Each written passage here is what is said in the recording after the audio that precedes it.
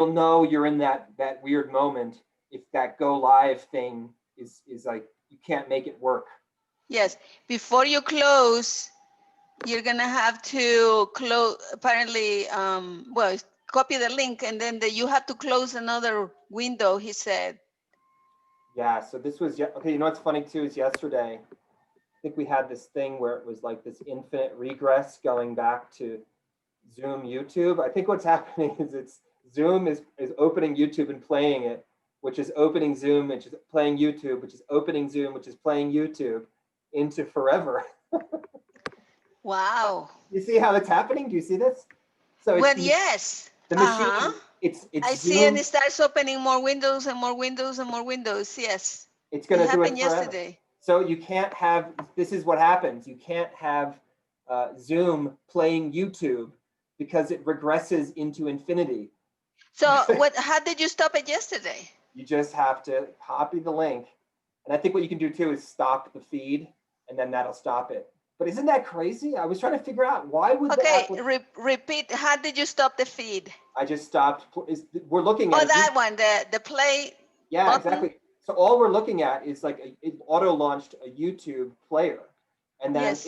it's just playing. But what's so crazy is that Zoom and YouTube are interacting with one another so that it's going to forever play Zoom, opening YouTube, play Zoom, opening YouTube, and on and Yeah. on and on and on. I don't understand how that's possible, but that's what's actually happening. So anyway, so we'll just copy the link, and you can actually get the link copy. Unfortunately, you can't see the controls on my screen, but it does have a on the Zoom controls, which you can't see right now. There is a under the more three little dots. It gives you a copy streaming link. So even if you forgot to copy it before you closed out the YouTube, you can go to that and find that link. I don't think Oh, Miguel I knows didn't that. know that. Okay, No, I don't so think Miguel knows that either. and then what is that you need to close now to so that you don't have a problem? Just close out YouTube. Just close That the one. yeah, and now I'm Okay. that's just a PDF from today's thing. Okay, just one more thing about your hearing today. Sure. I just saw a person named Alicia Drew. She said, I am emailing to let you know that I'd like to express my opinion to the approval of the, oh, that's for 2087. This is not the same, right? No, we're 1999. Oh, okay, so that's for next week. Let me check if there is any other. Sure, thank you. Um, I'll email no, Phil. that's it. I thought that this was for today. Okay, yeah, but I just wanted to show you that so we could walk through it because, like I said, that's not that's not intuitive. No one would be able to figure that out unless someone shows you. So that's what I learned with Miguel. So anyway. Well, I'm glad it happened to you because you could figure it out. Well, no, I mean, I just thought I'd share that with you too, because I mean, if it happens in the future, I think if you got to go through whatever steps you got to go through to get to that NMPRC video, and it starts with the not me, and then just do your best. Really, I was guessing too, so whatever. All right, and Okay. I already have your cell phone number, so don't need it anymore. Okay, cool. Okay, see you then. Talk to you later. Bye. There she's gone.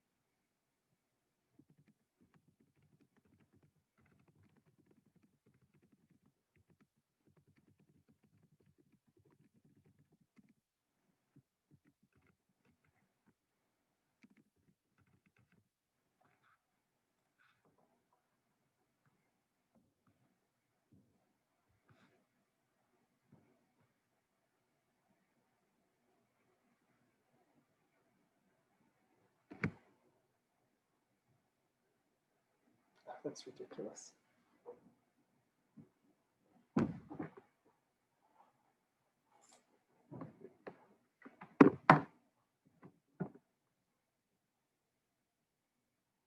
Hey, John, how are you? Let me talk to you for a second when we get a chance about the briefing thing afterwards. I'm just going to take a briefing.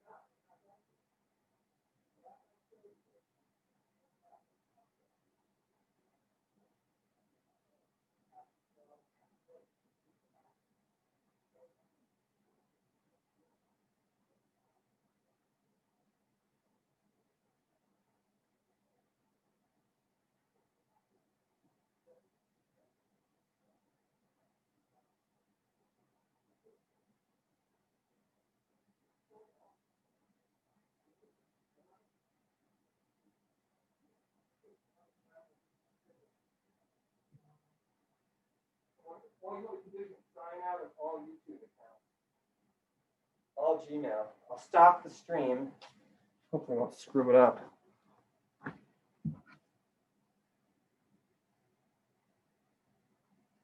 You see, it's got a voicemail.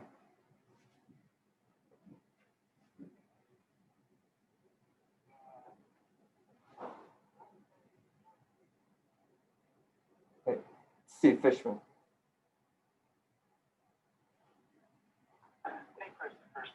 Congressman.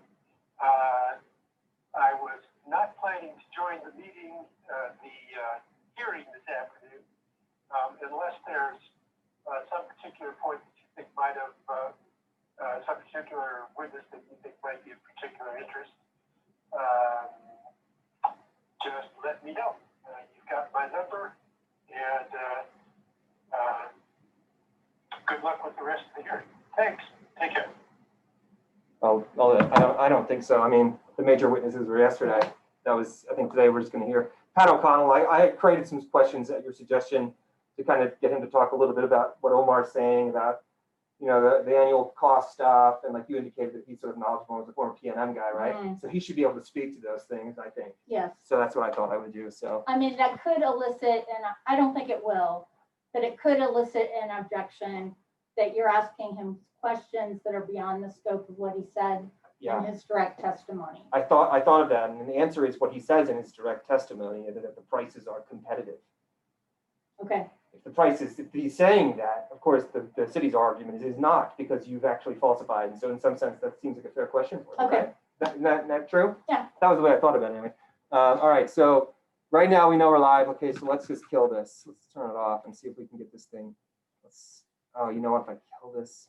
Yeah, you might not want to do that. I don't want you to screw anything up. Yeah, but I do think it's important for you that you see this. I think at the end of the day, it's just weird. Like the way we did it yesterday, it won't behave the way you're expecting it to. And it doesn't do anything crazy. It's just that there's a series of steps that you have to work through. That you have to get back to the YouTube, the Gmail account that's NMPRC video.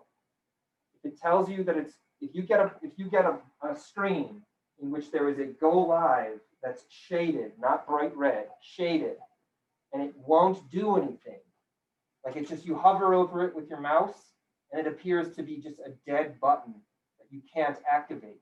Mm-hmm. If that happens, then go to Not Me, where it's going to say Miguel Lujan. I know this all sounds totally crazy, but this is just what it is. And you click on Not Me, and it's going to take you back out to like a layer kind of below where you were. And so it's weird to take you up, but I mean, it's going to take you back out to a point before this, and it's going to give you an option. And again, you select Miguel Lujan again, and then you'll get to a drop-down menu where you're going to see NMPRC video. Once you click NMPRC video, it's then going to take you back to that go live button, and that button will be red. And if you hover over it, you'll see that you'll be able to click. And if all that I just said to you sounds super involved and like a little confusing, it's because it is. And this was my objection and why I was telling folks, like, dude, this is going to drive people crazy. Because the fix is not, again, intuitive. And it's kind of confusing. And whatever Miguel did, and I'm sure he has an explanation for it, but he's got like several, it's really the product of the fact that I think he's got several Gmail accounts operating simultaneously. Mm-hmm. And that's, again, that's probably understandable, and he probably has a good reason, but it puts the big wrench in the works in terms of just making it really easy to utilize. Right. So. Okay, thank you. Yeah, and I'm sorry, I think if we kill it, it's going to create a new link. I already sent Miguel and Phil and Rico the link that exists here. What he doesn't know, and I just FYI, it's okay. Then I thought about this yesterday. I was actually thinking like it's actually like Terminator. You remember Terminator? John Connor sends back, you know, Agent Riggs back into the past, and it's like, how does that happen? If that means the Terminator always has to exist, because if he doesn't send Riggs back, he doesn't exist. Therefore, the Terminator, it's like this loop in time. YouTube, right? Like YouTube and Zoom. What happens is it's going to launch a YouTube window the moment that you say go live. What happens, it's crazy, is that YouTube and Zoom are communicating with one another so that it goes Zoom, you opening a YouTube live window, which shows you on Zoom opening a YouTube video, which shows you on Zoom opening a YouTube video forever. I remember that from yesterday. That's what's happening. That's why I was telling you about Terminator. It sounds stupid. Like, why are you talking about Terminator, Chris? But that's what it is. It's this bizarre loop that's created. And I think whatever these two programs are doing, interacting with one another, that's insane. Like, that shouldn't happen. But they do it. And I think that's part of the problem. You saw the email from Miguel about this echo.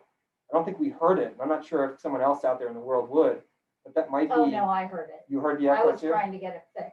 Okay, so that I didn't hear it. As the person in charge of the controls, and my thing was totally cool. So that's weird, but I guess that might be what's happening. Is that if someone's got the YouTube stream open, maybe it was us. I don't know. Mm, But it ended eventually, right? yeah. So good. Okay, thank you. Yeah.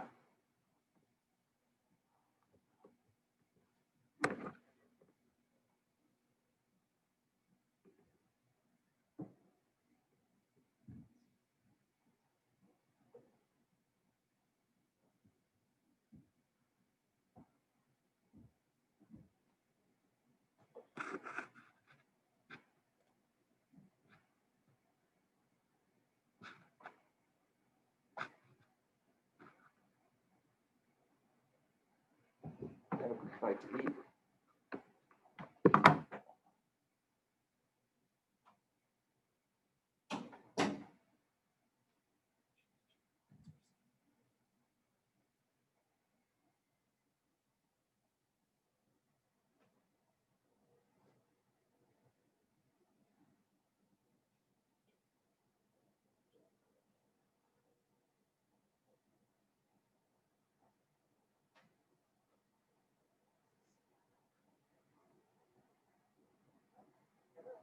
Commissioner Fishman, this is Christopher Ryan. How are you?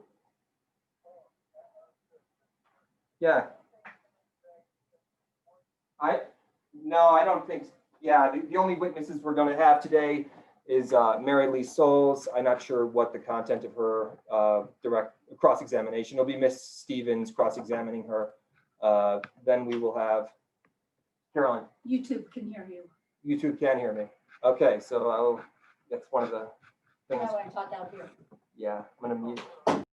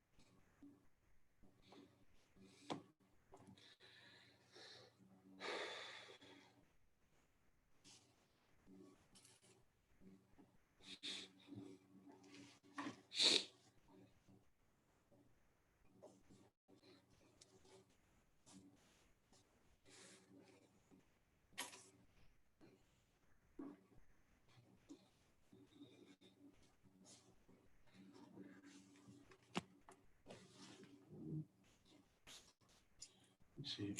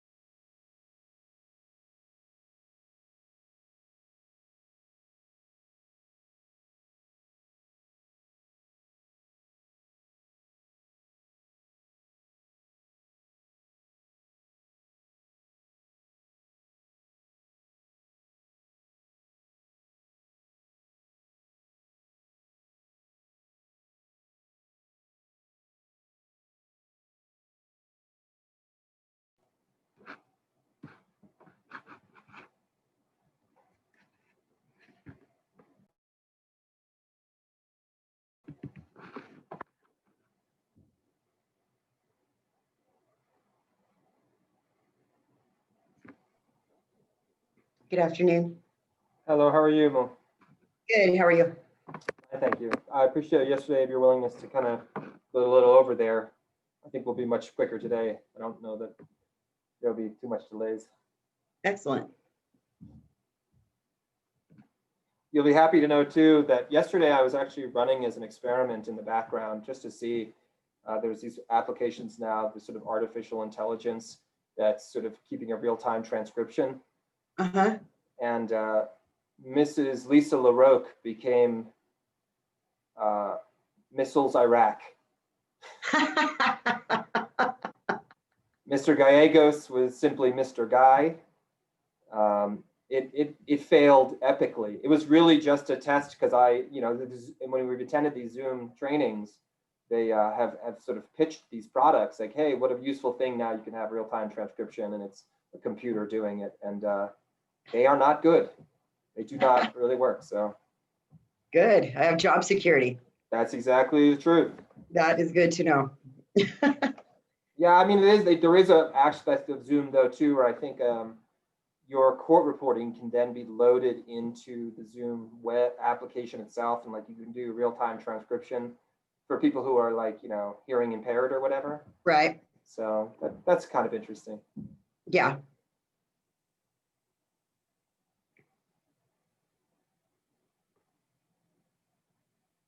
Unless I don't have everything in my dictionary, and then some things kind of come up funny for me too. Till I load them in. I'm still always building my dictionary. It's getting much better. Gallegos is definitely in there. It says Miss Yeah. Laura.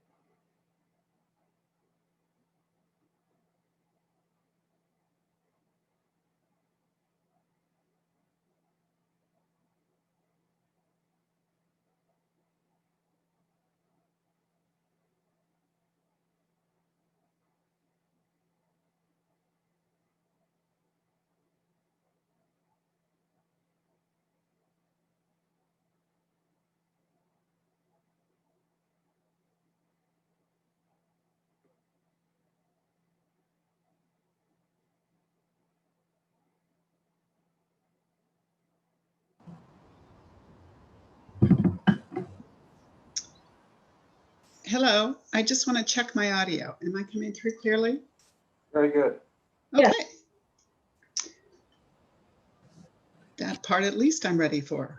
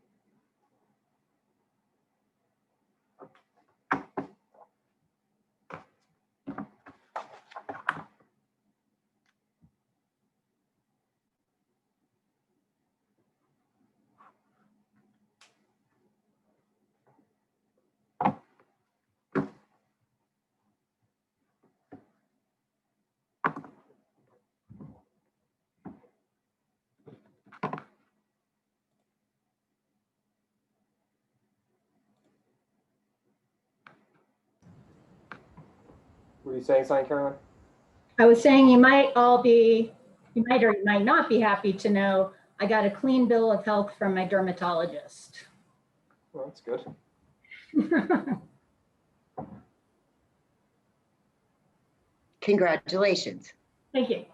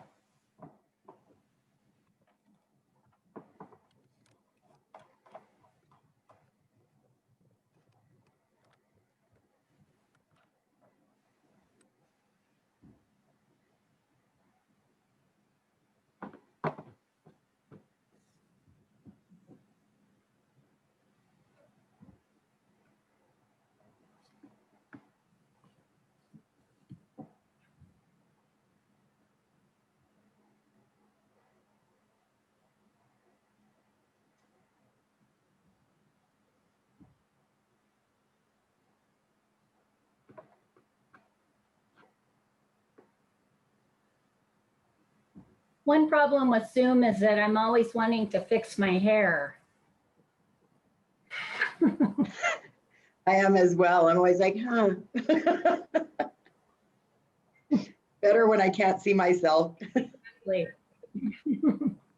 If you go back further like me, you can't see anything. Oh, Hey, hey, that's a good idea. Thank you. good, Yeah, I can barely see anything. good thinking, Nancy. Well, it wasn't intentional. It's just the setup today. I have the picture sitting on the table to hide, to put something behind me so that you don't look at my face.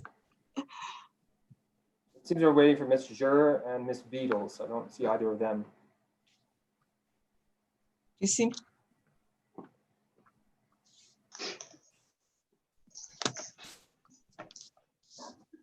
I'll wait just another minute and see if we. There's one. Am I in?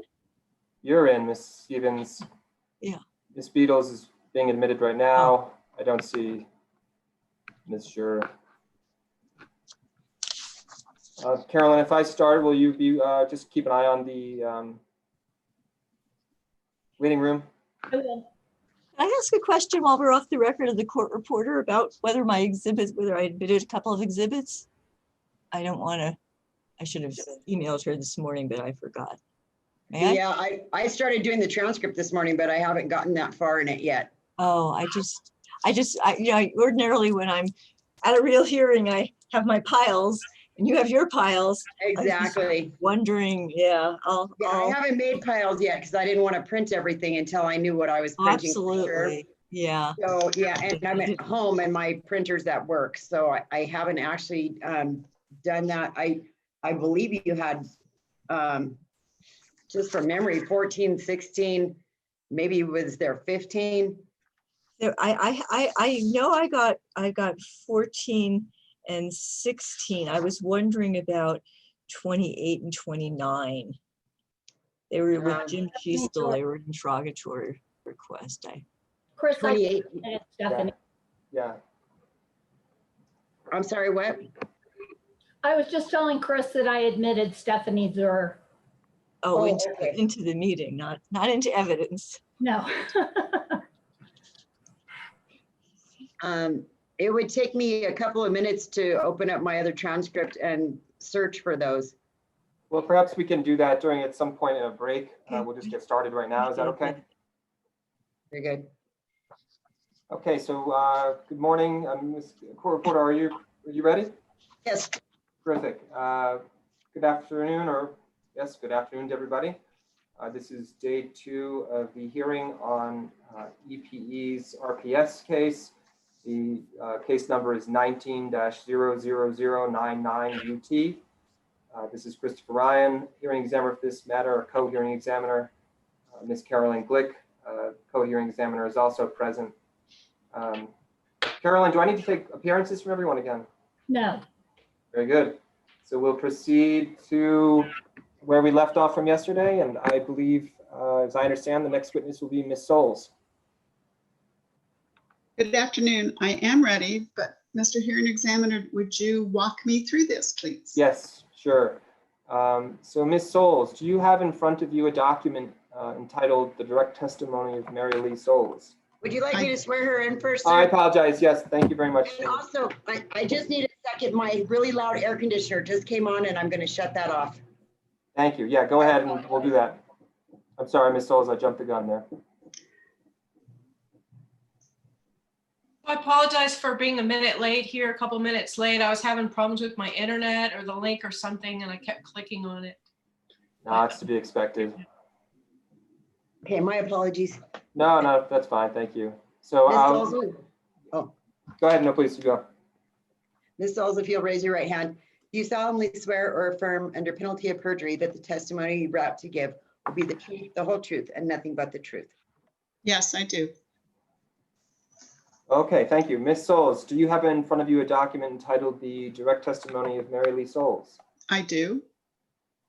Did you prepare this document? I did. Does the document in front of you have any changes from the document that you filed previously as pre-filed testimony? It does not. There are 3 exhibits attached to this document. You're familiar with that fact? Yes, Is this document true and accurate? To the best it of your is. knowledge? Yes. Would you like to move this document into evidence? Yes, please. Do I hear any objections to the admission of the document marked Mary Lee Souls, Exhibit MLS 04?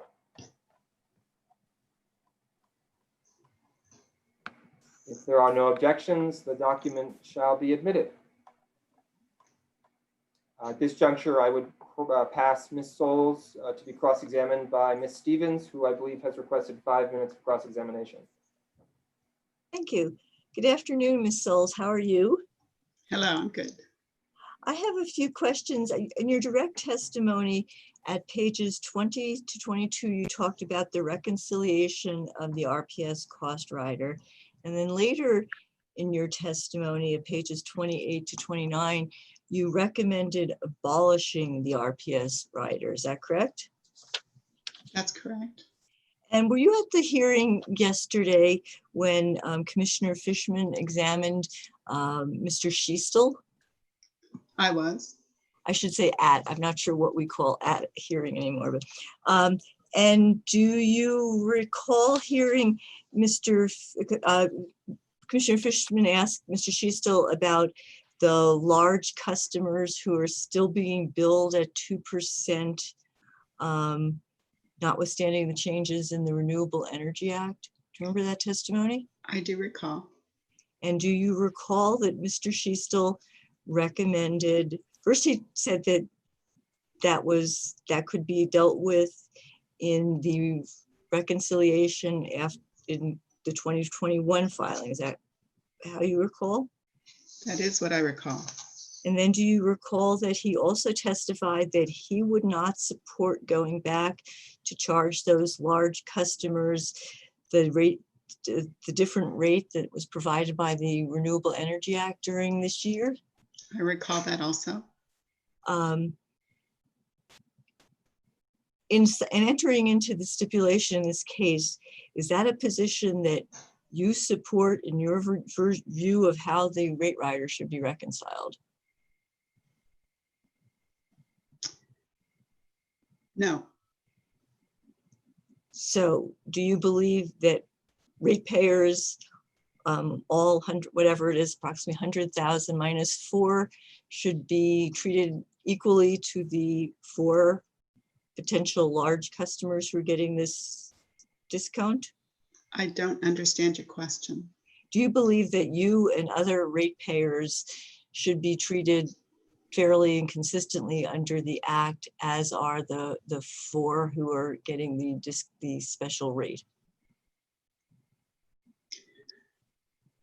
I believe that the RPS rate rider should reconcile at the appropriate times such that ratepayers like myself are not subsidizing the large customers at the point that the law changed.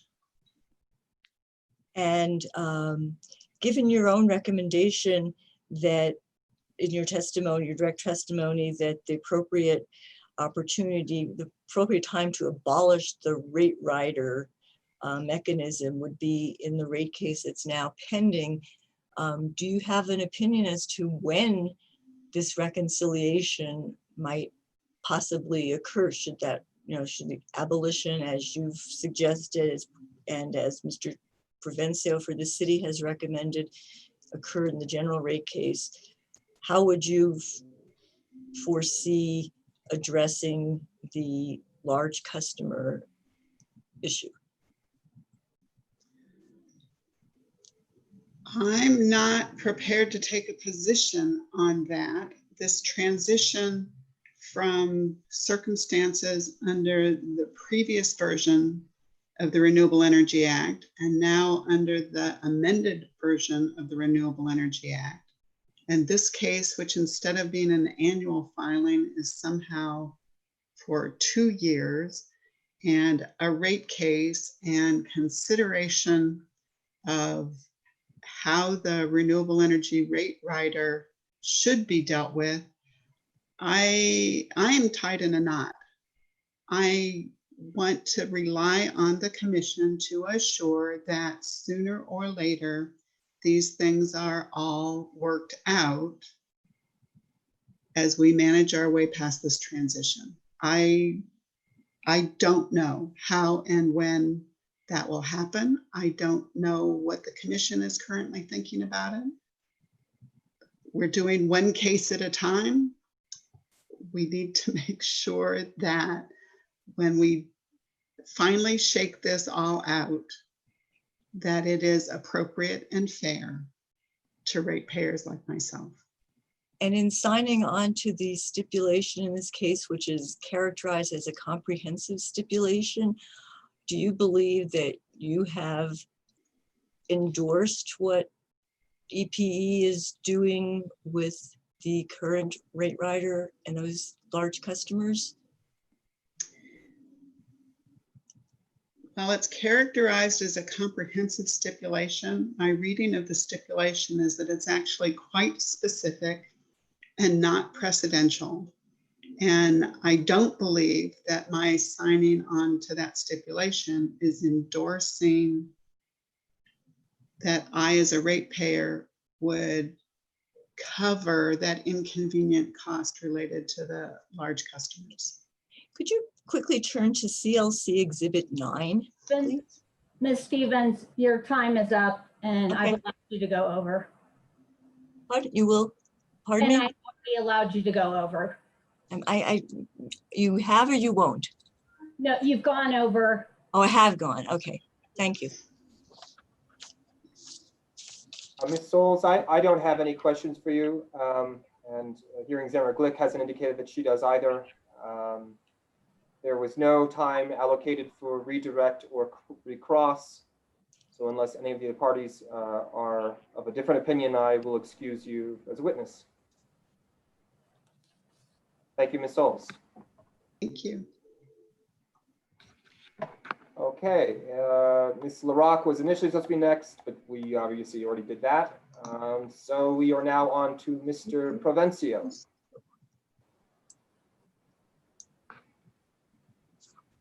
Ms. Are you Stevens. there, Joe? I see him. He must need to unmute. Yes, sorry for the holdup. I'm unmuted. Sure. Good afternoon, Mr. Provencio. I'm trying to open up your testimonies. Excuse me, sworn in. Maybe. Yes. Sorry, could the court reporter please swear the witness in? Can you raise your right hand, Mr. Provencio? Do you solemnly swear or affirm under penalty of perjury that the testimony you're about to give will be the truth, the whole truth, and nothing but the truth? Yes, I do. And Ms. Stevens, just for clarification, how much time have you requested for Mr. Provencio?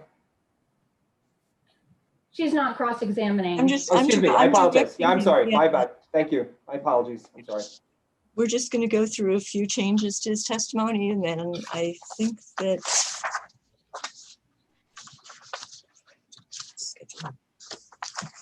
the company and Yes, no, I have the rest of that chart. you have the chart. Okay.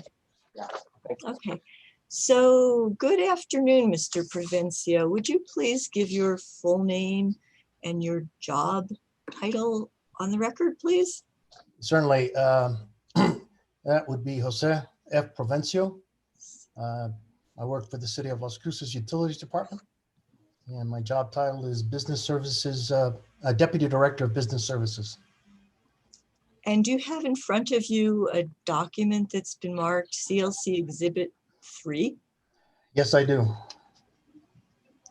Is that testimony in opposition to the stipulation filed on August the 17th by yourself? Yes, it is. And was that testimony prepared by you or under your direct supervision? Yes, it was. Do you have any changes or revisions to make to that testimony at this point? There's a few revisions that have in this exhibit. The first off is the correction to my my business title, and that would be on page 1, line 8. And where it states Deputy Director, Business Services. The administrative services verbiage after that should be struck. And There's moving sorry. on, Yes, on page 6, I believe we have a couple of numbers straightened out. right. Page 6, line 2. The docket number there should be 00090-UT. And is a similar correction made on line 9 of Yes, the same page? That's correct. And let's see. Going towards the very end of your testimony, on page 54,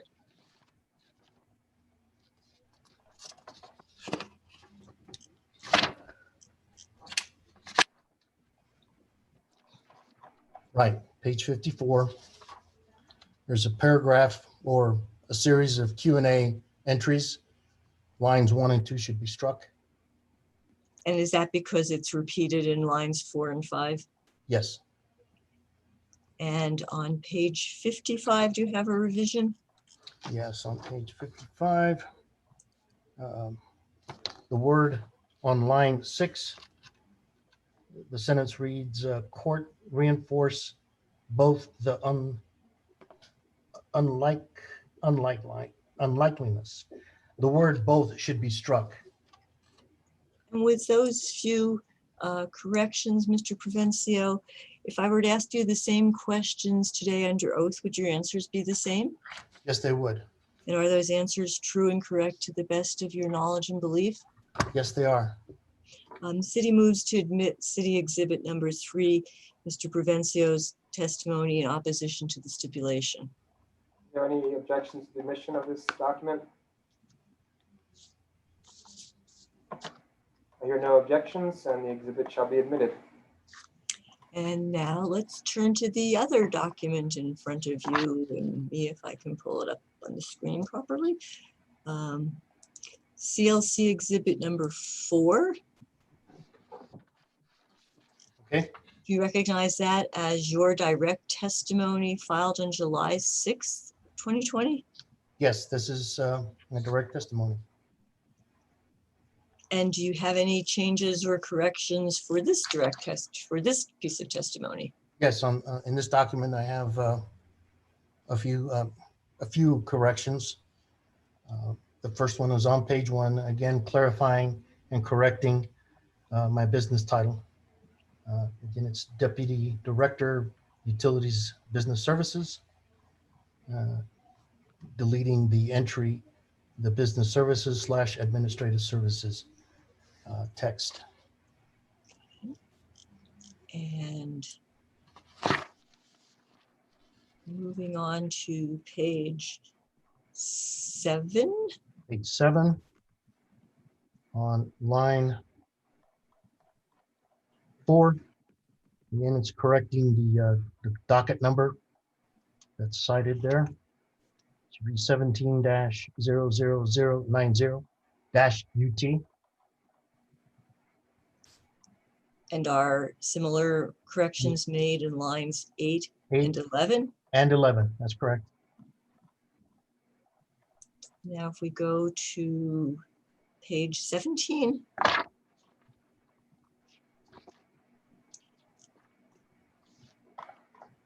Page 17,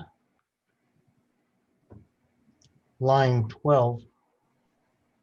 Correct the entry there on line towards the end of the sentence, where it's 23, comma 42.59.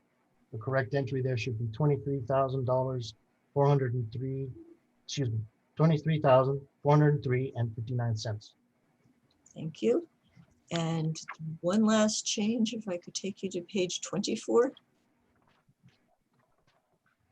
Page 24, line 10. Again, it's the site for the case number and NPRC case number. What's listed there is 18-00109, and that should be 18-00109. So with these changes and corrections, Mr. Provencio, is this testimony true and correct to the best of your knowledge and information? Yes, it is. And if I were to ask you the same questions today, would your answers be the same under oath? Yes, they would. The city moves to admit CLC exhibit number 4, Mr. Provencio's direct testimony filed on July 6th. Are there any objections to the admission of the document? If there are no objections, the document should be admitted. Thank you. I pass the witness. El Paso Electric has requested 60 minutes of cross-examination. Ms. Burns? Good afternoon, Mr. Provencio. Good afternoon, Ms. Burns. How are you doing today? I'm doing fine, thank you. Good. So you're here today testifying on behalf of the city of Las Cruces as an EP ratepayer, isn't that correct? Yes, that's correct. And the city, as an EP ratepayer, primarily takes service under EP's rate number 7. Isn't that correct?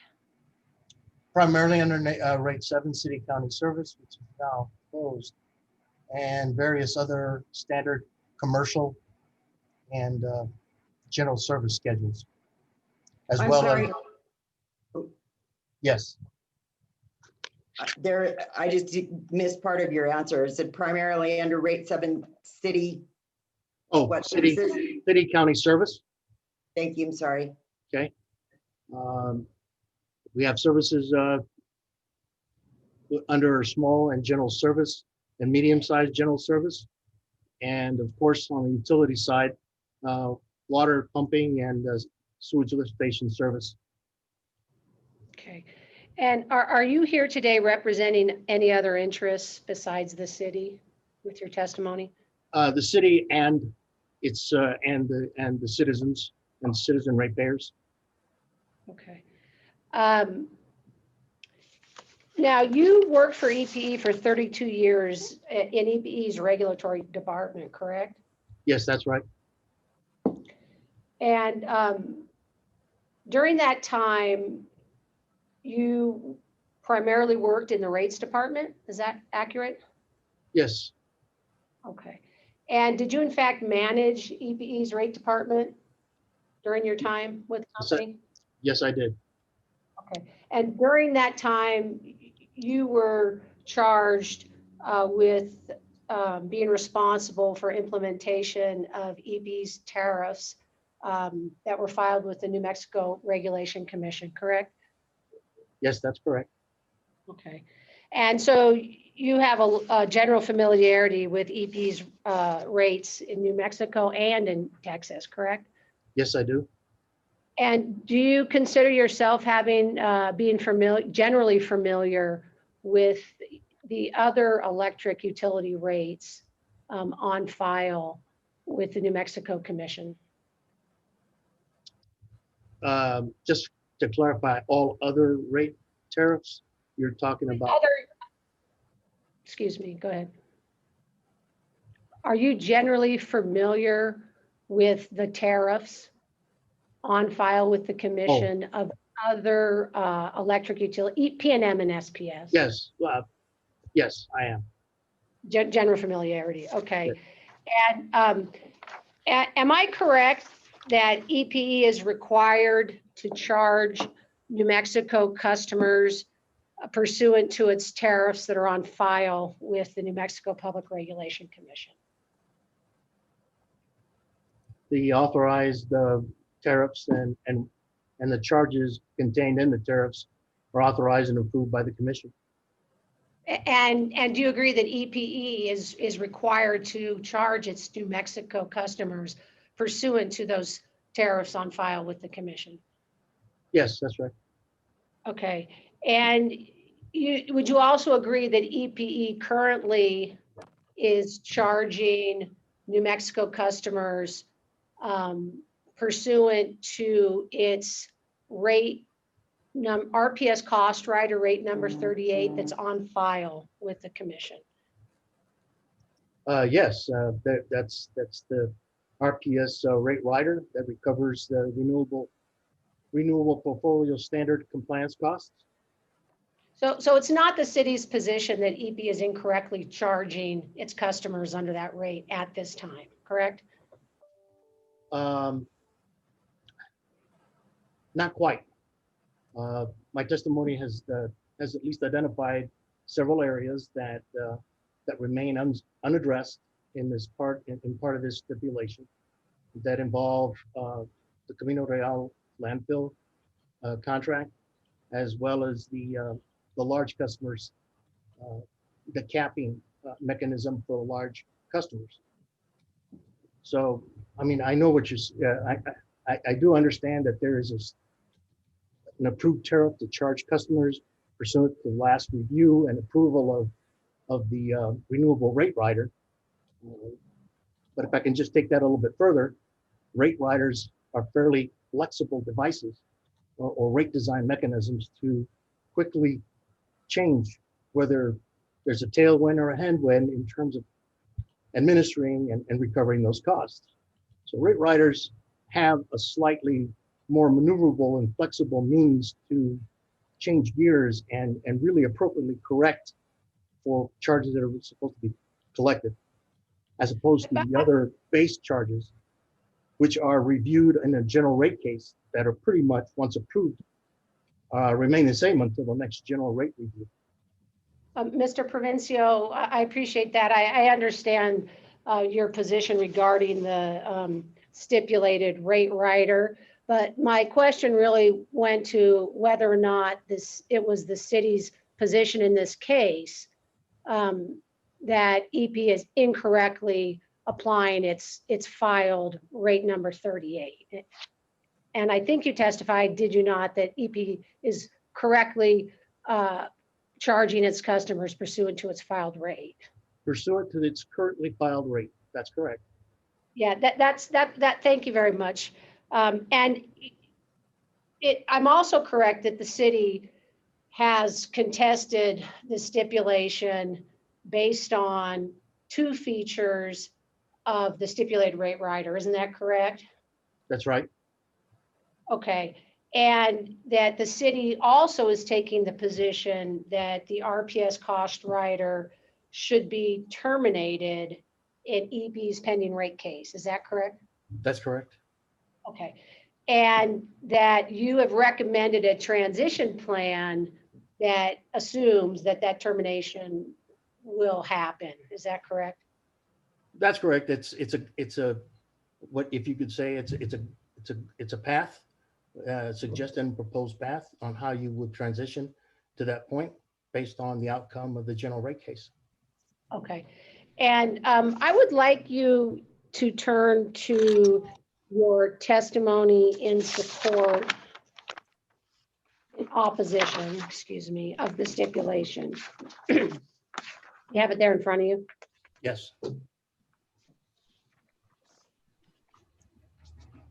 What page would that be? I'm going to page number 6. It's sort of the history, the background of the cost rider. Okay. And you testified that the cost rider was first approved in the 2017 RPS Renewable Energy Act Plan docket, correct? Yeah, that's correct. Okay. And since that time, the RPS cost rider was again changed in EPE's 2018 RPS, a Renewable Energy Act Plan case. Is that correct? And you testify about it right there on line 14, page 6. Right, that's right. Okay. And since that time, EPE has filed a case, a 2019 RPS plan case, correct? And that's pretty much this pending case. Right. Okay. And it was filed in originally in October 2019. Is that correct? 2018. Yes. Okay. And at that time, and I think you've testified about this in a few places in your testimony, EPE calculated its 2019 RPS cost rider with a projected amount for SIRLIF, and that's the CRLEF, RECS, RECS, in the amount of 116,640. And if I could refer you to page 25, is lines 4 to 5 is where you testify about that. Right. Okay. And that 2019 RPS cost rider with that amount for SIRLIF RECS was approved by the commission in that case. Isn't that true? At the time, that was an approved recovery. Okay, and since the time that that case that rate rider was approved, isn't it true that the rate rider has only been modified once since that time? I would believe that would be the track record. Okay, and that was the change that the company filed during the pendency of this case to account for the 2018 reconciliation, correct? Yes, Okay, and so that amount, that $116,000 amount that was for the original Surlift procurement, that amount is still in the 2019 RPS cost rider. Do you agree with that? yes, yeah, that's the point of my my testimony. Okay, I just want to clarify because as I reread it, it seemed to be in a number of places. For example, on page 35, if you turn to 35, and you see on line 14, where you talk about the 2019 RPS procurement costs of $509,220 Yes, I'm there. to 222. It's not your testimony that 509,000 amount is currently in the 2019 RPS cost rider, is it? I don't believe it is. Okay. It So is. in fact, excuse me. No, go ahead. Yeah, I just want, because as I was rereading this, I just wanted to make sure that the record was clear that it's not your position that the current writer is collecting $509,000 for Surlift Rex. Not the current one, the one Okay, that's on the table currently. that's the one for 2021, correct? Yes, The stipulated rate rider. right. And you're contesting the inclusion of those amounts in 2021 going forward, correct? That's our position. Yes. And it's also your position that those amounts that are being collected currently should have a carrying charge attached to them, correct? That's right. So are you talking about a symmetrical or an asymmetrical carrying charge? A symmetrical one, of course. A symmetrical one? And Yes. so do you agree that if EP has $509,000 worth of Surlift costs for 2019, and you say right here that we've only collected, we've actually paid 387,000? You see that? Yes. Okay. And that we only have $116,000 amount included for those costs in the rate rider. That was also your testimony, right? That's correct. EP's actually under collecting its Surlift costs at this time. If the position carries out based on the Supreme Court decision. I mean, this is looking forward that would be an automatic gimme in terms of what's really going to be allowed to be recovered. Okay, but if EPE has $116,000 of projected Surlift costs in its current rider, and you've agreed with me on that, right? Yeah. Yes. And it's actually incurred $509,000 worth of procurement costs, correct? Yes. And it's paid $386,000 of those costs to Surlift, right? Right. Objection. Was the objection? She said that they have 509 in their current costs, and I'm not sure what year she's talking about. Pardon me for saying she misburned. I think the years are getting blurred here.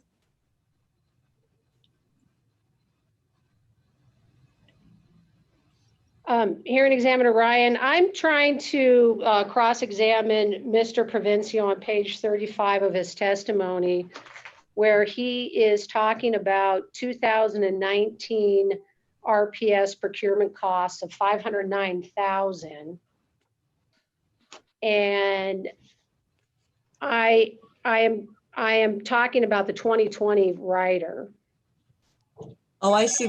What's going on is he's talking about the the 2019 reconciliation, and you're talking about the rider.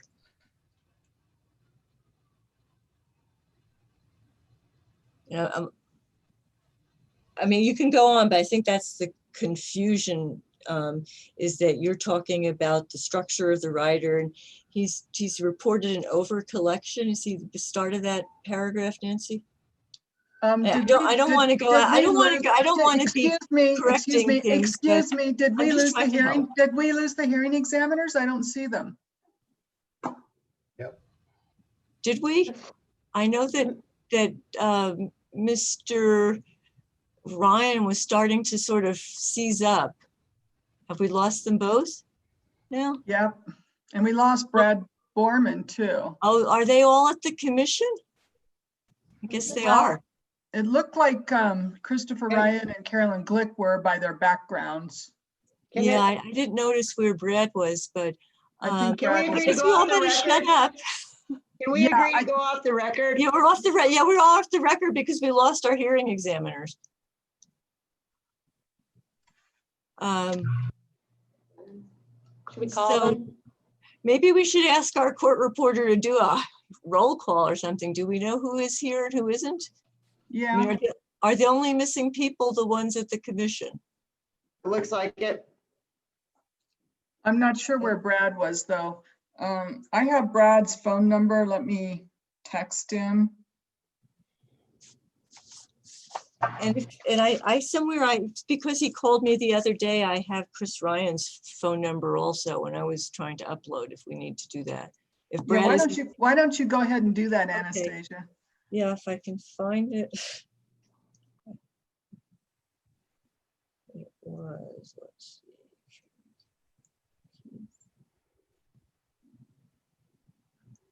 I'm not sure whether I was bold enough to save it, but I know he called me the other, was it Monday when I was trying to upload. Is it- Sydney, when did they just go off? How long have we been carrying on a hearing without them? Not a long time. But thank you, Sydney, for noticing. I just noticed when We Mr. could add a ball here. I was just wondering where Christopher Ryan was and interrupting your flow, Anastasia. Yeah. Oh, There was a lot of simultaneous talking and objections, and I was waiting for a hearing examiner to jump in, and that never oh, I happened. think Yeah. let me try this one. Let me see what. You know, I Monday- wonder if we have to leave the Zoom meeting for them to restart it, because Well, I just heard back Oh, from well, Brad Borman. let me call him. I did find it now, so give me a second here. Thank you, Melissa, for making sure that we went off the record and, Before we said anything too incriminating. or just, just messes up the transcript, right? Yeah, it was making it a mess, but luckily that Hello, didn't. Mr. Ryan. This is Anastasia Stevens. We've lost you, haven't we? We are still all here. We're not sure. Was Brad with you? Sydney realized that the hearing examiners were missing, and she also didn't see Brad. We've asked the court reporter to go off. The court reporter asked us to go off the record. But what we're wondering is whether we all need to stop the whole meeting so you can start a new Zoom, hang tight. Okay.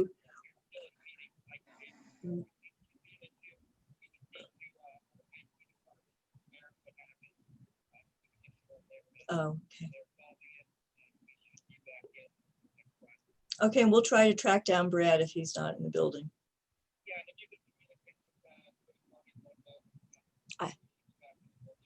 Okay, I will do that. Thank you so much. Good luck. Oh, he was at the building. Brad? Well, that's why Chris Ryan just said that it's a problem on their end. The IT people are working on it. He expects that they'll be back in 5 minutes, and he believes that we should stay in and they will be able to come back into his Zoom meeting. It's his Zoom meeting, but he does not have to start it over again, is his understanding. So we're just supposed to wait. I hope he's right, because actually when he popped off, I think it Did was you- probably at the same time, I noticed that Mr. Simpson became the host of this meeting. Oh, let me call him again and pass No, that well, along. Yeah, because I got a little thing on my screen notification that said Mr. Simpson is now the host of this meeting, so I definitely, maybe Mr. Simpson can just admit him instead. let me let him know that, because I'm sure, He can do that on Zoom, though. He can admit him and then he can make him the host by just getting on the participants.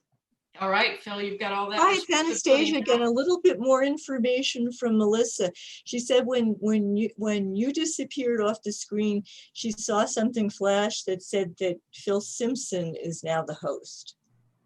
So, yeah, maybe he's alphabetically after you or sorry, before you.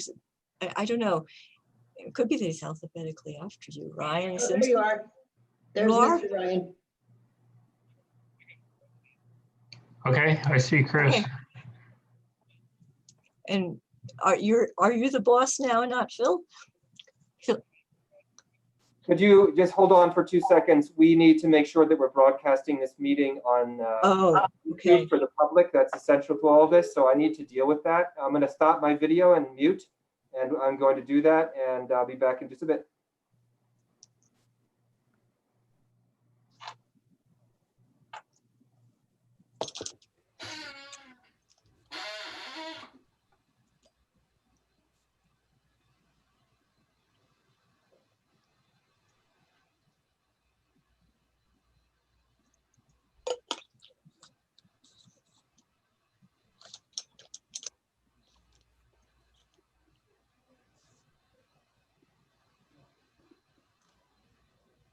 So apparently the YouTube stream doesn't stop. I don't know what it would have been streaming, but Probably us talking and we don't want to know. that's right. Anyway, Carolyn's got to come back in. I need to just make sure everybody's here who needs to be. So let me do that. Yeah, sorry about that. That's our IT department was aware. And Mr. Borman, did you go off too? I did. Are you at the office and at the moment? I am at the office, and at least currently, I believe I'm on through my. Well, I guess now we do have office internet, but I had tried to get on through my phones.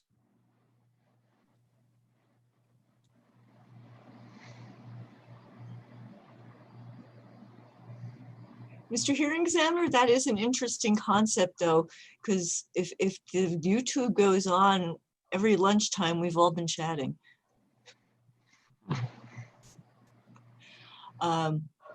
We better learn to behave better.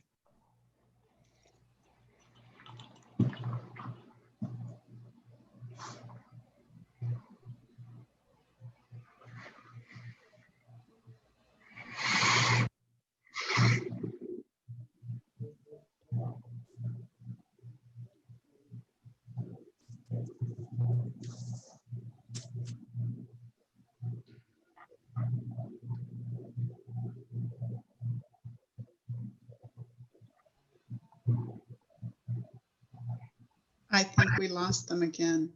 You think? Well, first they froze up and now they disappeared. Well, let's check for Brad since Chris was trying to go off. Brad's not there either. Not there either. I guess Milo's at home or not? I see he's up there. I'm at home.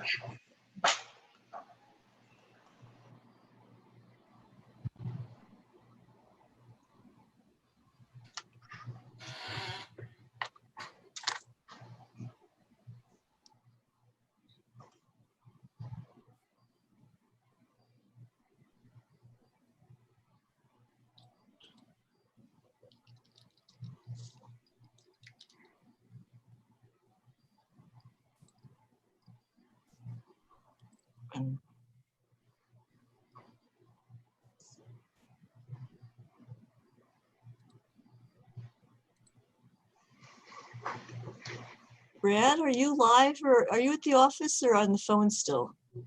I'm on. You're back on the phone or do you have internet? Well, I have internet right now. Or at least that's what my computer's telling me. Well, now I'm told I have no internet, but I'm on one of my phones. So we'll see. I don't know. It goes back and forth that smoothly. That's impressive. Well, I wouldn't call it smooth. Well, your arms are starting to flash a little bit if you look at your image. It is getting a Well, little it's not choppy. smooth, but the, I mean, I've had occasional problems, here at work when I've done the previous hearing Mm. a couple weeks ago. Usually about once a day, I'd be knocked off for about 5 minutes. This is probably the worst I've seen it, but I mean, the internet today it wasn't on when I got here at like 12:15. Hey, everybody. Sorry to interrupt you, Brad. This is Carrie. We just got word from hearing examiner Ryan that they're gonna try to resolve the problem, but he's asked for a 15-minute recess. So he advised me to tell everybody to come back onto the record at 2 o'clock, or sorry, to come back onto the Zoom at 2 o'clock. Okay. Thank you, Carrie. Thank you. Thank you.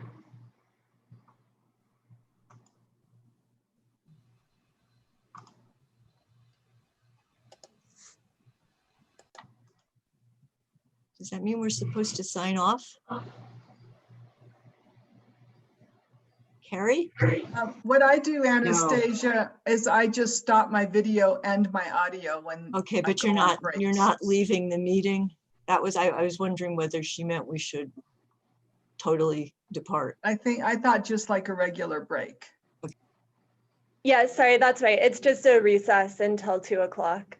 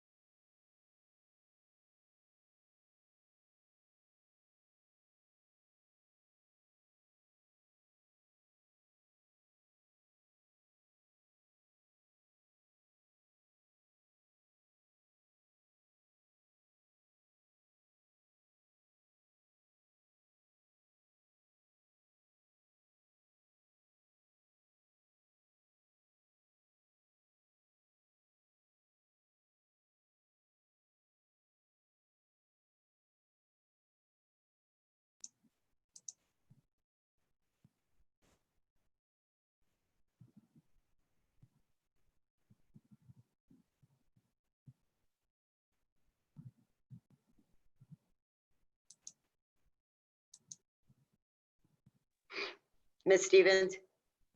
I'm back. Uh, Hi. Hi. I didn't see where your exhibits that you were talking about, exhibit 22 and 28, were admitted yesterday. Yeah, okay. I kind of thought that, but thank you for checking. You're Are welcome. we, it's 2 o'clock and I don't think we have hearing examiners. We do. Miss Glick is there. Oh, do we? Oh, good. And I Mr. Ryan just bleeped in and out. Oh. Okay. Oh, there he is. Got it.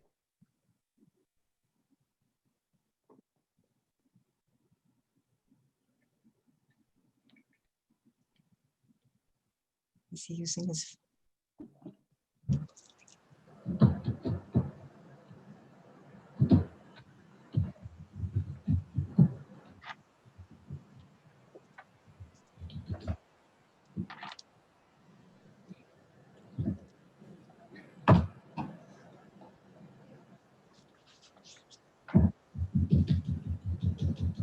Sorry, I was just there dealing with our IT department confirming that we are in fact live on YouTube. I see that being up the case. We don't need to send them a new link.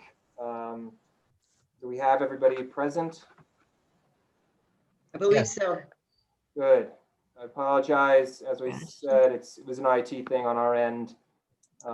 Didn't have to happen, but it did. So it's all solved. It shouldn't be a problem further. Okay. Why don't we go? Where did we leave? I mean, I'm trying to think. Would you like me to read back the last portion of the transcript?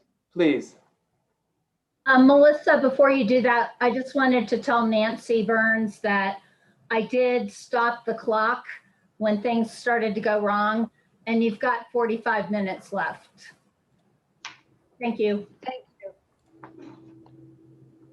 Okay, I will go back up here just a bit. A couple questions before objections were made. There's the question, and it's actually incurred $509,000 worth of procurement costs, correct? Answer, yes. Question, and it's paid $386,000 of those costs to Surliff, right? Answer, right. Ms. Stevens said objection. Hearing examiner asked, what is the objection? Ms. Stevens said, she said that they have 509 in their current costs, and I'm not sure what year she's talking about, dashes, and pardon me for saying she, dashes, Ms. Byrne, period. I think the years are getting blurred here. Ms. Burns said, hearing examiner Ryan, I'm trying to cross-examine Mr. Provencio on page 35 of his testimony where he's talking about the 2019 RPS procurement costs of $509,000. And I'm talking about the 2020 rider. Ms. Stevens said, oh, I see what's going on. He's talking about the dashes, the 2019 reconciliation, and you're talking about the rider. I mean, you can go on, but I think that's the confusion, is that you're talking about the structure of the rider and he's reported an over collection. You see the start of that paragraph, Nancy? Ms. Beatles chimed in right there and said, excuse me, we did lose the hearing examiners. I don't see them. And I went off record shortly after. It wasn't anything pertaining to our case today. Very good. Thank you. So where did we leave off in terms of, not a question for you, but for the parties? Do we want to pursue the objection further, or is that something that we can rephrase questions so that it will be avoided? What do you think, Ms. Burns? If I'm happy to just rephrase, continue on, if that'll work. Yes, let's do that if you don't mind. So we're on the record now? Yes, please. Thank you very much.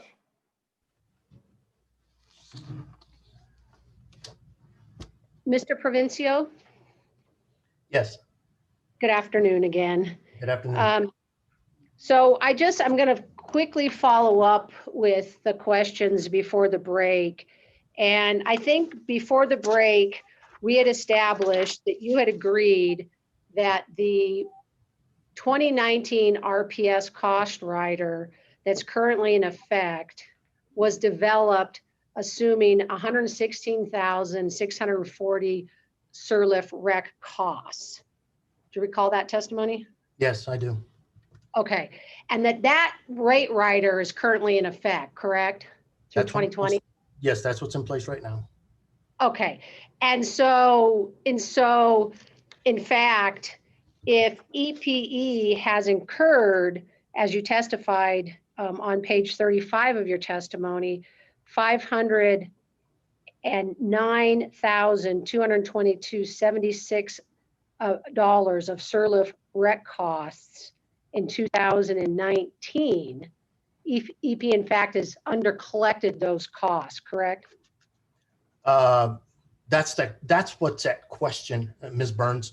These are values that we're contending that should be up for reconciliation because it's related to the CRLEF, which is currently being decided upon at the Supreme Court.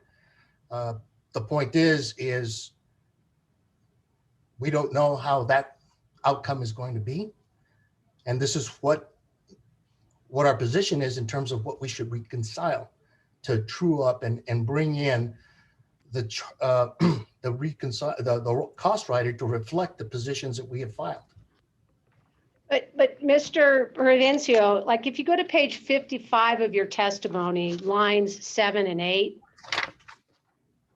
you testify there that it is pocketing through the RPS cost rider $500,000 per year. Do you see that testimony in line 7 and 8?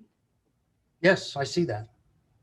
So, but it's not your position that EP has pocketed $500,000 of Surlift costs from ratepayers, is it? No, this is the amount that's in the current filing that has to be addressed, and the stipulation doesn't address. Okay, so it's not your testimony that EP is pocketing ratepayer money at this time for Surlift costs, correct? That was EPE's position, filed position. The city's response is, hold on, there's a couple of items here that have to be trued up. And that value is, if nothing's addressed, that has to be reconciled as part of our position. So the $500,000 is going forward amount that's included in the stipulated rate rider, correct? Yes. Okay, and in fact, EP has incurred, as you testify on page 35, $509,000 worth of Surlift rec costs in 2019, correct? Objection. Objection. His testimony on page 35 is a description of the company's rider reconciliation exhibit, Mr. Gonzalez's exhibit RFG 1. He's described on page 35, Mr. Provencio is talking about the company's reconciliation, not and that calculation reflected EPE's inclusion in the reconciliation process included in the calculation 502. Mr. Provencio has never said that that was the correct number. He goes on to discuss giving back the 1 month and taking out the 2. Okay, so I understand the question Ms. Burns is asking is that this testimony indicates the calculation reflected EP's inclusion as 2019 RPS procurement costs of $509,222.76. Ms. Burns, if you're asking a question about that, I think that's a permissible question. She's just reading his testimony. No, I just wanted to make clear that the way she phrased the question was that Mr. Provencio testified that the procurement costs, the legitimate procurement compliant, implicitly the legitimate procurement costs were $509,000, and what his testimony is about is what EPE did. Do you understand the difference? If Ms. Burns is going to ask a question of whether this statement that you're indicating your witness is saying this is how much was included, I think it's a fair question. If there's some more nuanced position that you're taking, I think that I don't agree. So I'll overrule the objections. Just Ms. Burns, continue. Mr. Burns, can you Provencio, repeat the question?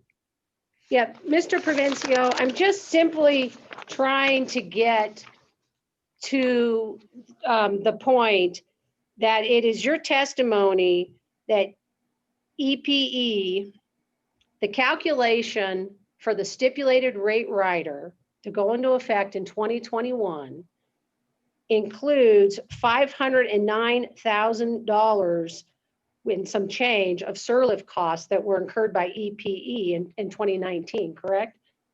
That's correct. Objection, it's the same objection. She said that were incurred by EPE in 2019. That is asking him to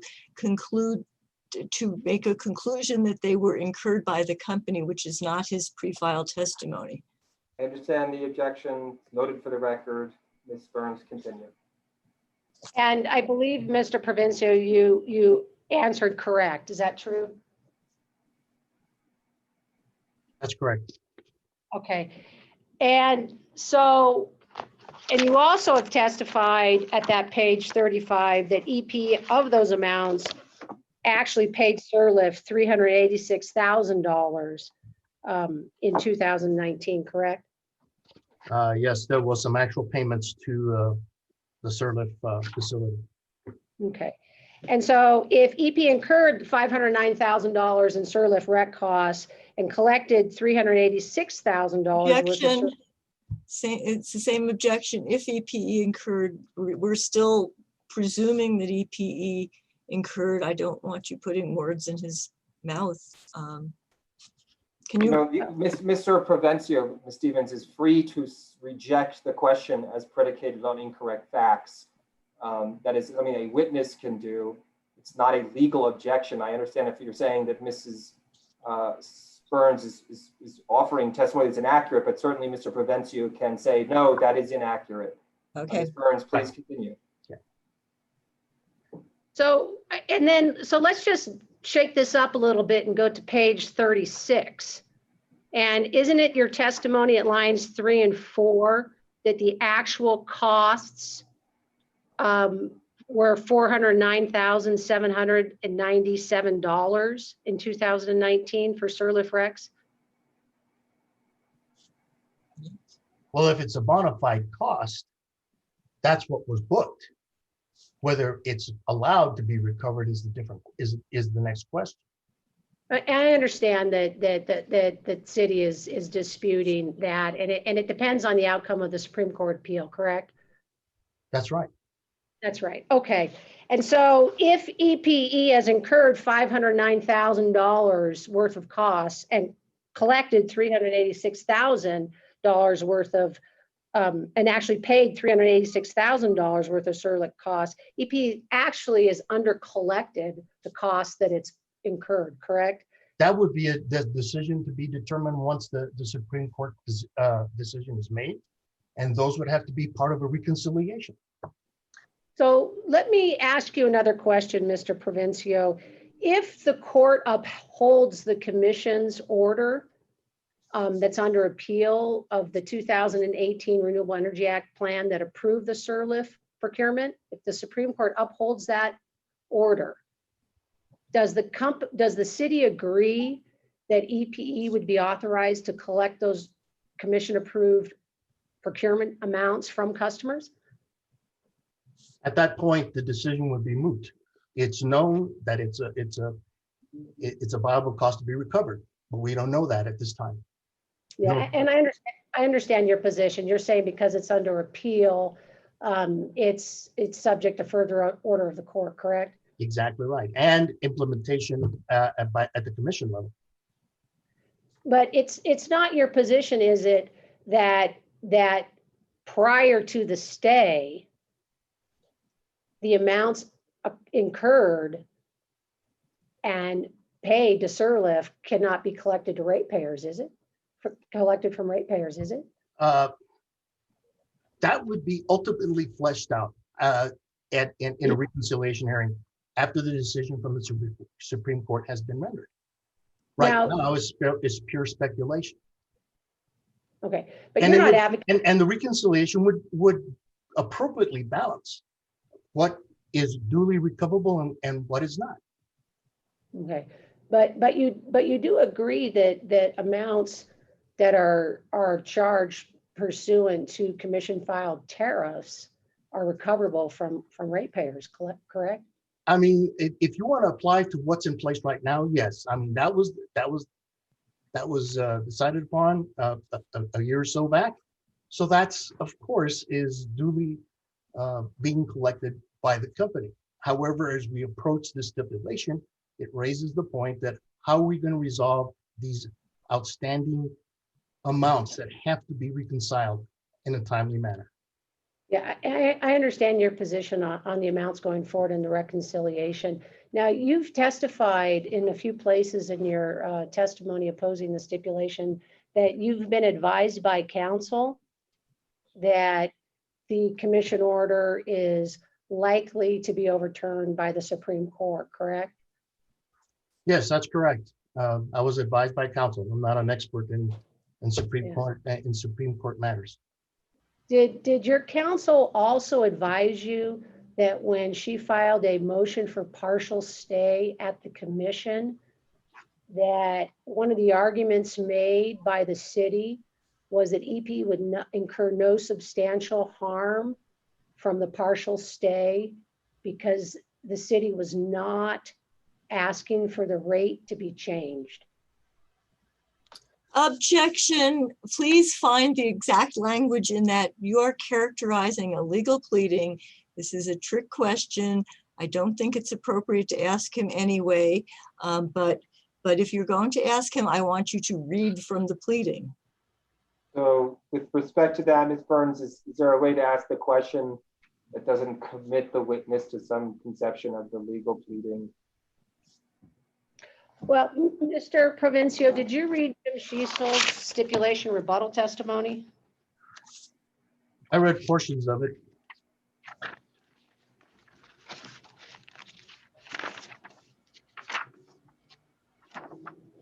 Do you have it before you? This would be the rebuttal from The stipulation rebuttal testimony. It's been marked as EPE Exhibit 12.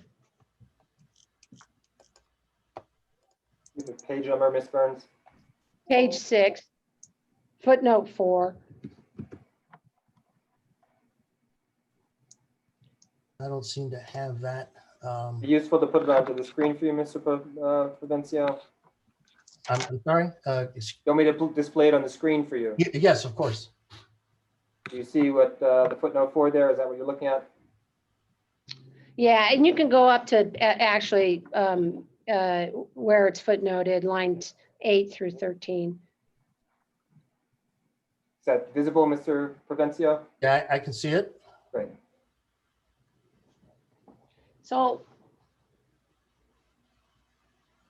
I'm going to continue to object because the footnote is still excerpts from a lot of briefs, and the request, and I know because I wrote it, was that the commission, and I've done the Supreme Court brief, that was that the commission's, every aspect of the commission's approval of the CRLEF rec contract or agreement was challenged, not specifically, this particular sentence refers to the payments, but if you read the pleadings as a whole, it's about the agreement altogether. I understand, Ms. Stevens, the objections noted for the record, that'll be viewable to anyone who reviews it afterwards. May I ask for to take administrative notice and actually admit into the, I think I do have these in my list of documents, but to take administrative notice of the pleadings in that case? You could do so on redirect. Okay, will do. Ms. Burns, if you could proceed, Ms. Stevens' objections are noted for the record. I mean, the basic point she's trying to make time and again is for you to ask questions that accurately reflect documents, and obviously there's perhaps a disagreement. So if you could just keep that in mind. Certainly.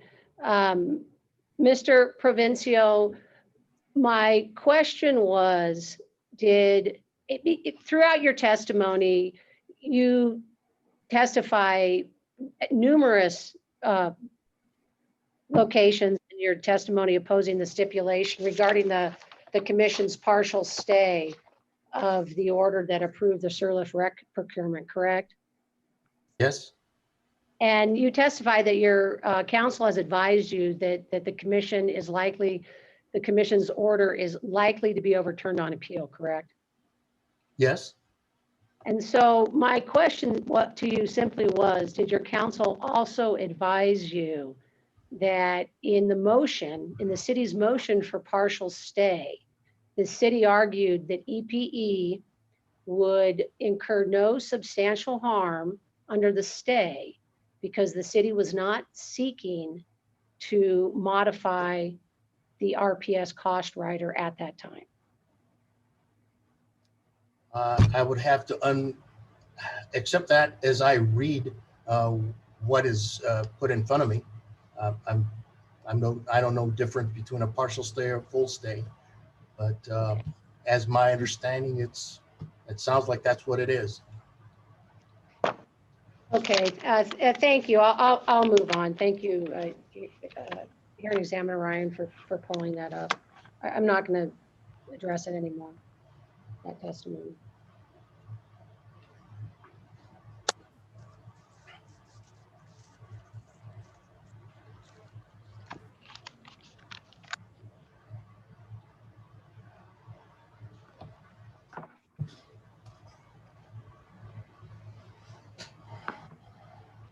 And I just am going to follow up with one more question on the rider. Is it the city's position that if the commission order is upheld, approving the procurement, and that the company incurs those costs for the commission approved procurement, that those costs would be recoverable for ratepayers? If that is the ultimate decision, that would be the result. I understand that. Yeah, and so if the amounts that the company would incur under the contractor are removed from the rate rider in 2021, those amounts would have to be added back in the future if the company's incurring those costs pursuant to the commission order, correct? That's how the process works. And part of the thing is to address the issue at this time. Okay, all right, thank you very much. And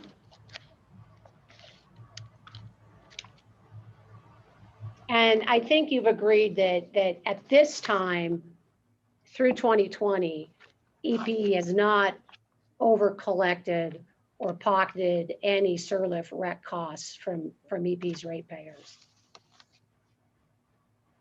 Can you repeat the time frame? To date, as of today. Right, I understand from various sources and responses that the company has not made any payments to CLREF.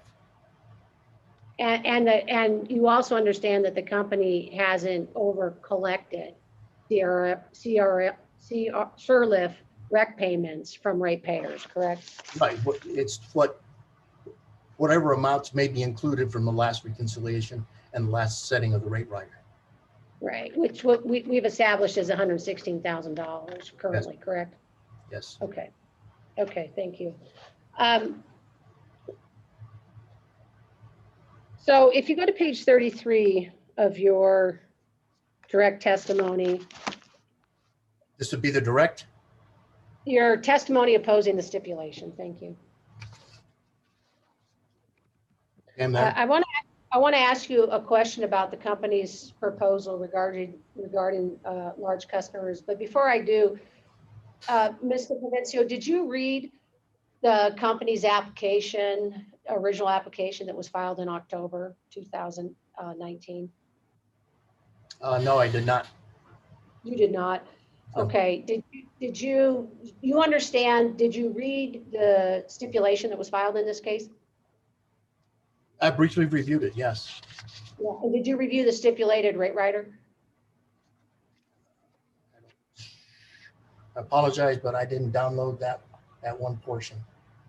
That's okay. I can ask you a question. Do you understand that the stipulated rate rider that goes into effect January 1st, 2021 does not include any provision for capping any large customers in 2021.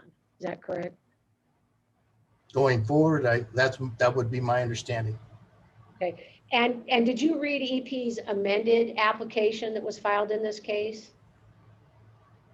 No, I'm sorry, but I did not. Okay.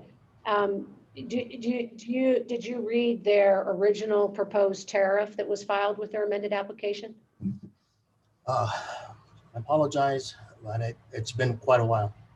Okay. I have not read it. Do you recollect that proposal removed the caps from any large customers, the tariff that the company proposed in this case? Ms. Burns, subject to review of it, if that's what the city's filing was or comprised of, I would accept your position. Okay, so subject to check, you'll agree that the company asked for the large customer provisions to be removed from its proposed RPS cost rider, correct? Yes. Okay, and in fact, when the company was ordered to file a revised tariff during the course of this case, the company objected to that advice notice, isn't that correct? I'm not familiar with those details, Ms. Burns. Okay, so you testify about that in your testimony. Let me direct you to it.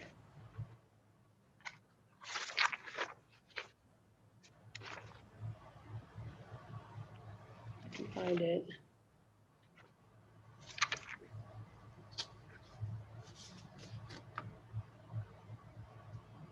Which of his testimonies, Nancy? I'm in the testimony opposing the stipulation. Thank you.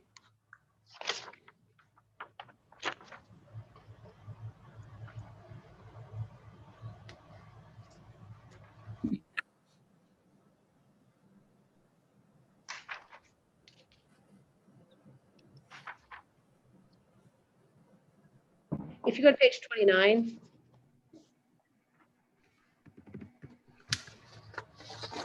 Lines 1 through 9 of your testimony opposing the stipulation. Okay. Does that refresh your recollection?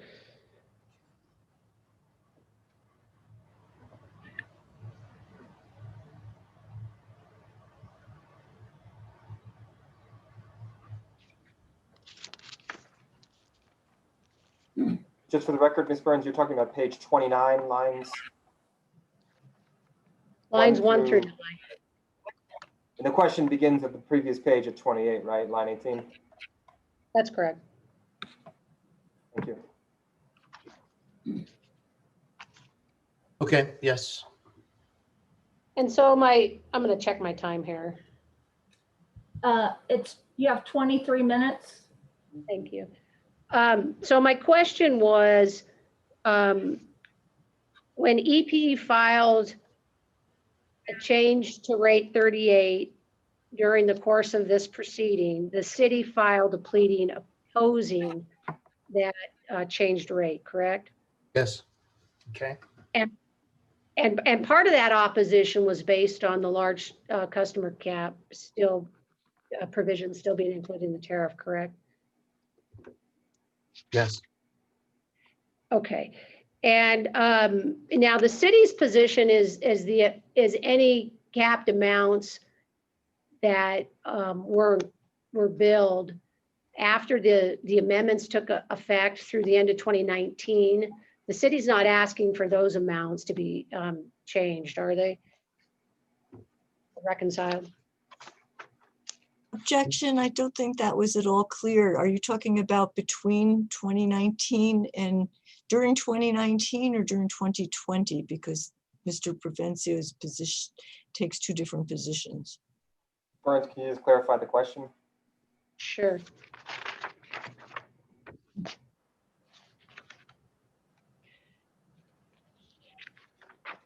Mr. Provencio, is it the city's position that EPE, that the city's proposed reconciliation for large cap customers should be reconciled for 2019 billing amounts? Yes, Is that the city position? yes, it's what's currently ongoing. So if I could take you to page 26 of your testimony.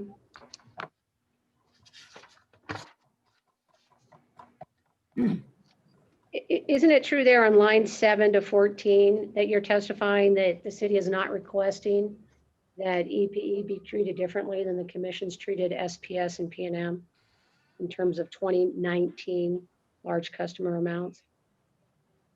Yes, So you're not asking for the 2019 amounts to be reconciled, are you? no, I'm just talking about the treatment in terms of it ultimately reconciling to what should have been addressed after the new act was passed. So are you changing your testimony that you're requesting the amounts for the second half of 2019 to be reconciled in this case?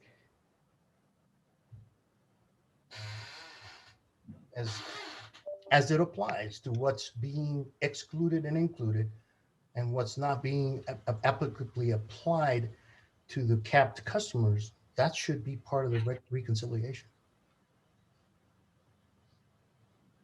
But you're specifically on lines 11 and 12 testifying the city will not ask the commission to treat EP differently in this case, correct? As from the other utilities, I would believe that should be equitable treatment for similar matters.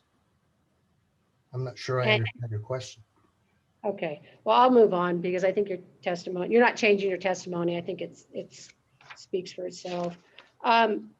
So if we go to page 33 of your testimony proposing the stipulation, in the middle of the page, lines 9 through 14. Right.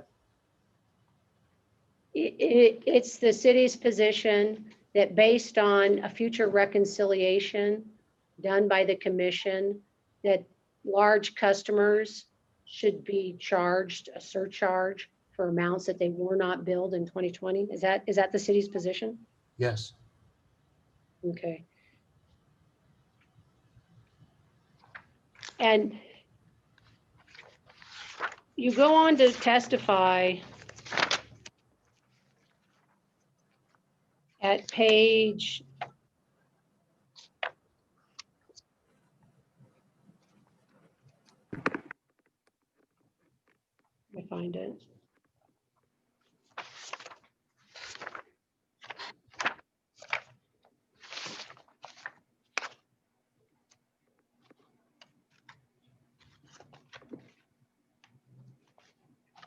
'Actually, before that, on page 23.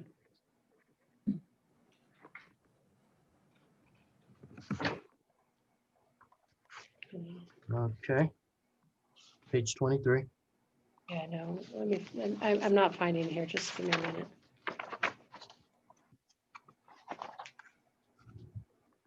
Mr. Provencio, did you listen to Mr. Schiestel testify yesterday? Yes, I did. Okay. And you listened to all of his testimony? Yes.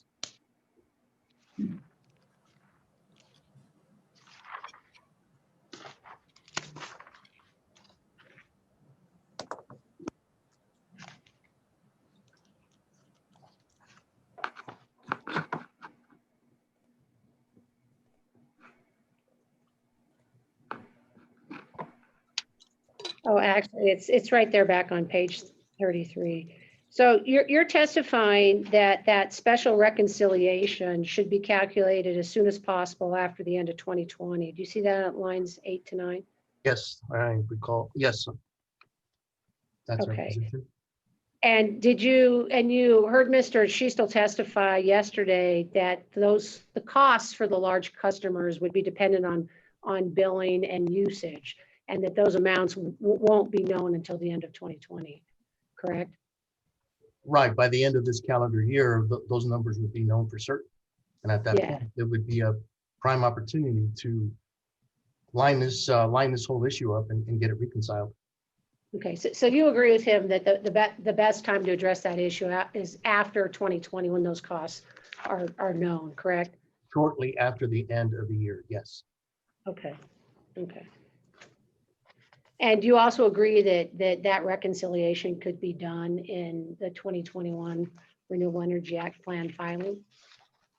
Well, we would prefer sooner rather than later from a city perspective. The whole thing our position is we want to get this reconciled and move on. It's a cost that we're paying both as a utility, as a city, and for the customers that live within the city. But it won't be known until after the end of 2020, correct? Well, yeah, of course, in terms of actual numbers and actual data. That's why the reconciliation happens after the fact, correct? Actual data is better than forecasted data. Right.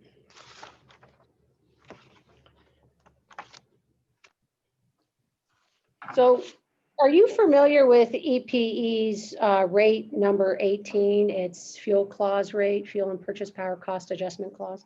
Yes, I am familiar with it. And do you agree with me that there's no carrying charge on over or under collections of that rate? Not for the fuel and purchase power charges. Those should be fairly as close to real time as can possibly be obtained. Okay. And are you familiar with EPE's rate number 18? It's efficient use of energy recovery factor. Yes. Oh, I mean rate 17. I'm talking about EPE's rate 17, efficient use of energy recovery factor. Okay. I am familiar. Generally, Yes, the energy efficient use of energy. I'm familiar with that schedule. and that's a rate rider that collects costs that are incurred pursuant to the Efficient Use of Energy Act, correct? That's correct. And it's based on budgeted amounts and a statutory 3% funding requirement. That's correct. Based on how that provision and that act is administered. Okay. And do you agree with me that there's no carrying charge placed on over and under collections of that company rate rider? No, there isn't. Not to my knowledge. There's not. Okay. And you've testified that you're generally familiar with the other electric utility rates in the state, correct? Yes. Okay. And have you ever seen a return of equity carrying charge placed on any utility balancing account? No, not on cost of equity. Usually weighted cost of capital, but not cost of equity. Okay. But the city's position is that there should be an equity carrying charge placed on some of these reconciliation amounts, correct?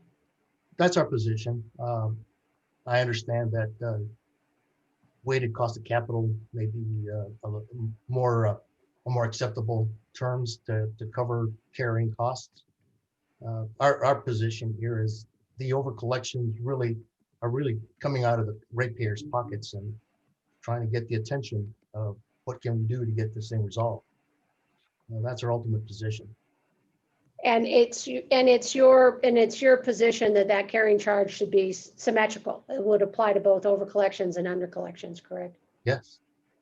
Yeah, and if it were applied to under collections, it would ultimately increase cost to ratepayers, correct? Right, I understand that. Okay, and you also understand that you're requesting 3 times an equity carrying costs on some reconciliation amounts? Some of the reconciliation costs that go back a couple of years, 2 or 3 years, and then really just to bring focus to the point of the amount that has been over collected for the past couple of years. Which amounts would those be? That should be 9.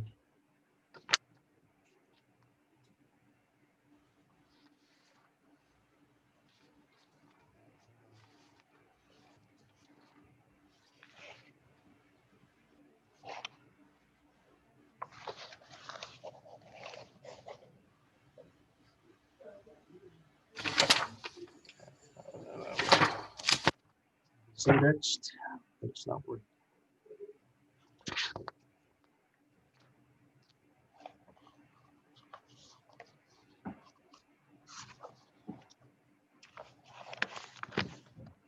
that would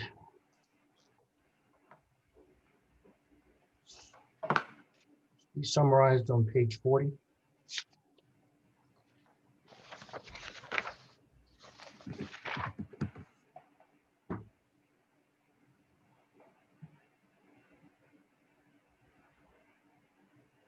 Bottom half of the page.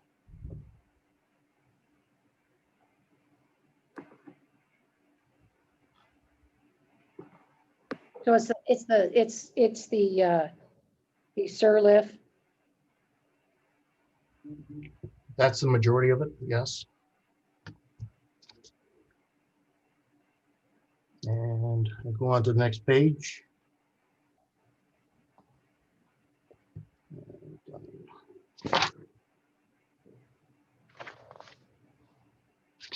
I think the capped amount would require some actual data to actually get a better number.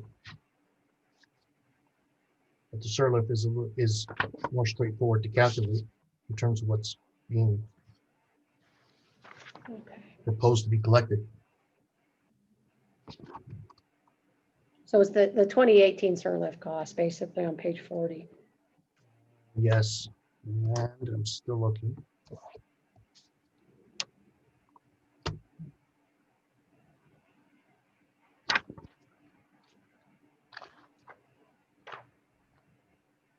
That was the core amount that we were addressing. So at the bottom of page 40, you're talking about an over collection amount pursuant to the commission's tariff, correct? The $657,000 amount. For the plan year 2019. 2019, yeah.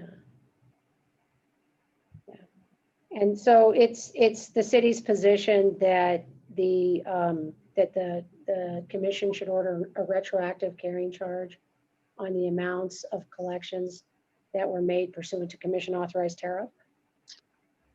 As it would address to these over collections, that's our position. Have you ever seen a carrying charge applied retroactively?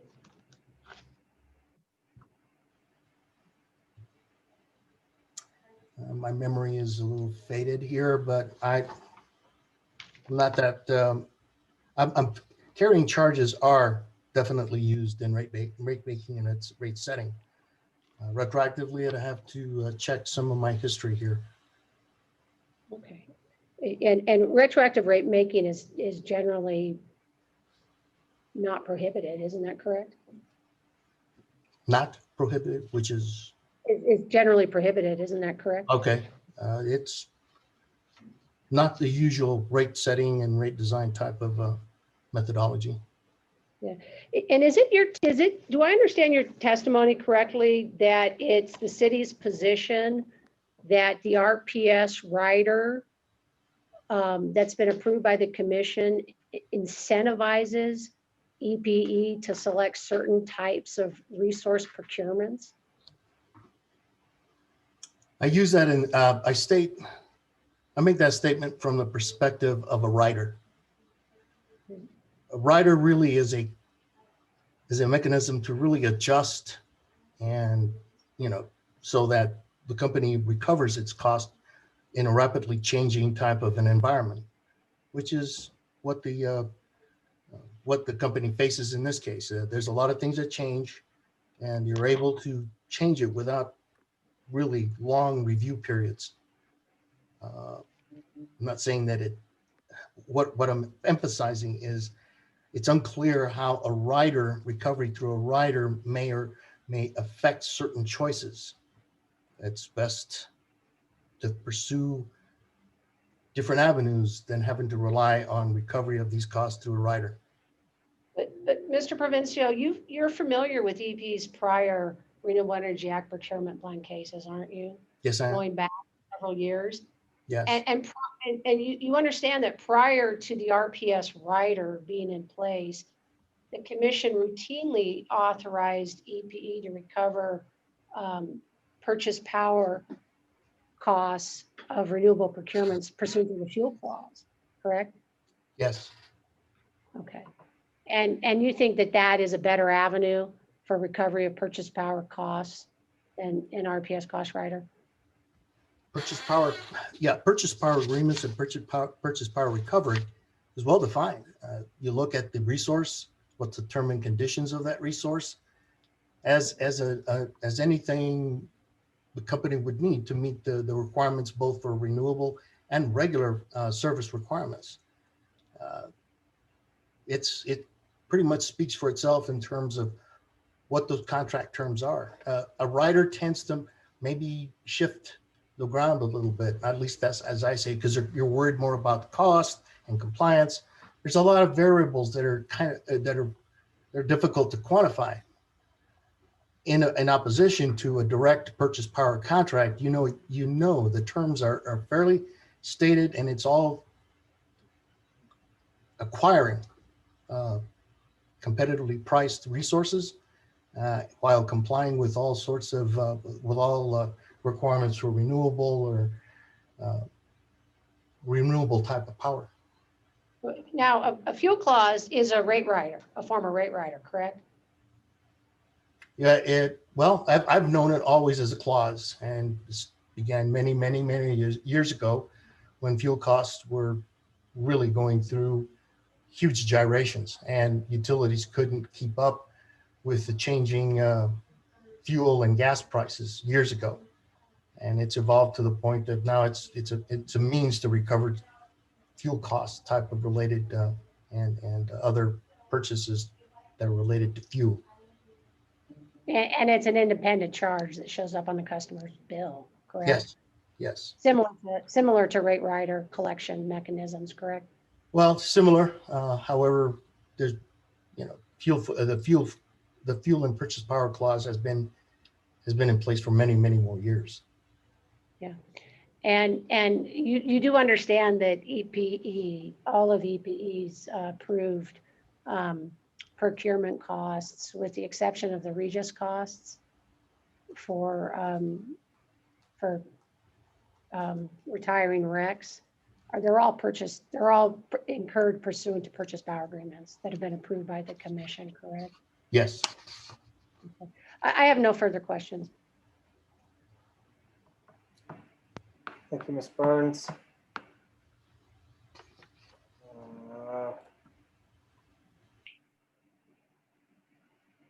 Ms. Souls has requested 30 minutes of cross-examination from Ms. Provencio.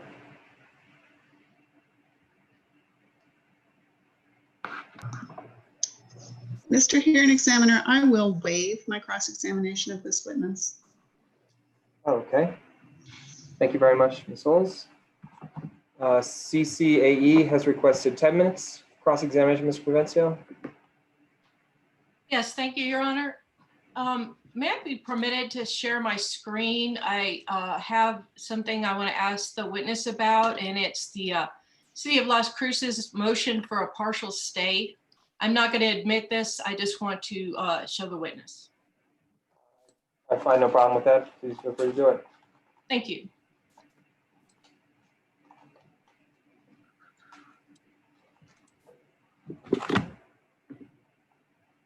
Ms. Zur, is this an exhibit that you've put into the record or presented as a potential exhibit? I'm not making this as an exhibit. Weren't we supposed to provide in advance all the exhibits that were going to be used in any way during the hearing? No, it said all the exhibits that are going to be offered into evidence, I believe. Can you see my screen? Because I can't see it here. We're looking at you. You're looking at me. I've got the screen sharing. I'm seeing the screen. I see a document here. You see the document? Yes. Okay, and is it the City of Las Cruces' motion for partial stay, because I can't see it myself? Yes, it is. Yes. Okay, all right, so Mr. Provencio, if you'll look at what I'm sharing with you, and on the top you'll see it's the City of Las Cruces' motion for partial stay of the New Mexico Public Regulation Commission orders pending appeal. Do you see that, sir? Yes, I do. Okay, I'm going to scroll down to page 16 now. And do you see the part I've highlighted, paragraph 39? Could you read that? Okay, it's a little blurry, but I'll do my best. Objection. This is the exact same thing that Ms. Burns tried to do, as she sees this as a brief that's something like 20 pages long, more than 20 pages long, and they're picking out a single sentence. If we're going to discuss this, I think this would be better for briefing. If we're going to discuss it, I'm going to need extra time to cross-examine, to redirect my witness about the whole pleading, because this is one choice, one selected sentence. And it doesn't begin with the beginning, the request for relief. It doesn't go to the end for the request for relief. It does not incorporate the commission's order. I'm sorry, go ahead. So, my answer to you, Ms. Stevens, is that Mr. Provencio can say all of the things that you just said. If he feels he lacks context to answer questions based on the nature of the questions asked, he's free to do so. You just asked him to read the sentence into the record. And to the extent to which, yes, but that's not, he doesn't need to adopt the sentence. She's just asking, she's asking him to read something, and I presume we'll then ask a question based upon the statement that's there. Why doesn't she read? So, Mr. Provencio, before I have you read the sentence, I just want to point out that in your testimony in opposition to the stipulation, you stated that the RPS cost rider mechanism provides adequate protection to ensure that any rec payments ultimately required to be made to the SIRLEF will be recovered from ratepayers. The city explained that contention to the commission. And so that statement is in here. I'm not trying to trick you or take anything out of context. All of paragraph 39 contains that argument. If you'll look at it, the last sentence says, additionally, EPE will not suffer substantial harm in the short term pending appeal. Let's see that. Anyway, the whole context of this includes your argument, is what I'm saying. But it also says something else, and that's what I'm trying to point to. And I'll just go ahead and read it, and then I'll ask my question. All right. So paragraph 39, the city states, EPE will not suffer substantial harm if the commission grants a partial stay of the NMPRC orders, because the city seeks only to stay approval of the SIRLEF rec payments, not to stay implementation of EPE's 2018 RPS cost rider. I'm just pointing that out. And Ms. Schur, if you could just tell me again, what is the document that you're reading from right here, so we have this for the record as well? It is the City of Las Cruces' motion for a partial stay of the New Mexico Public Regulation Commission orders, pending appeal to the New Mexico Supreme Court, and supporting brief filed in 18-00109 on September 27th, 2019. Thank you very much.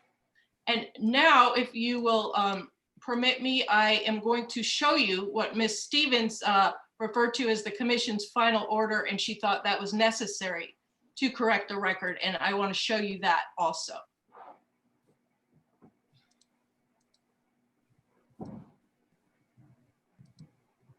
All right, can you see that?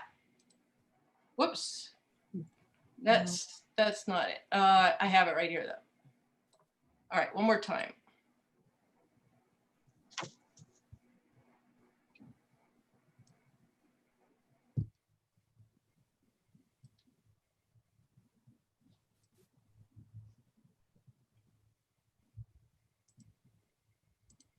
All right, tell me when you can see it. It's up on the screen. All right. That's headed order granting the City of Las Cruces motion for partial stay of commission order pending appeal to the New Mexico Supreme Court. In 18-00109, correct? Yes. Okay. And now I want you to, I'm going to go down, I'm going to scroll and show you page 17, paragraph 17. The city goes on to argue the 4 factors for granting a stay of an administrative order is laid out in Tenneco Supra. The 4 factors are as follows: the likelihood that applicant will prevail on the merits. And I saw you mentioned that criteria in your testimony, right? Yes. And you see there's 3 other criteria also, correct? Yes. Okay, now I'm going to scroll to paragraph 20, and it says, with regard to producing evidence that no substantial harm will result to other interested persons, the city argues that EPE will not suffer substantial harm if the commission grants a partial stay of the orders because the city seeks only to stay approval of the SIRLEF rec payments, not to stay implementation of EPE's 2018 cost rider.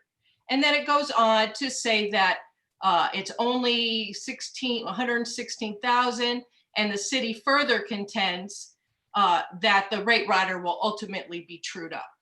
And in all fairness, I'm including all of those. And I'm going to now scroll down to the commission's order on this is, let's see, paragraph 34, the commission finds the city sufficiently supported its case with regard to the motion for a partial stay.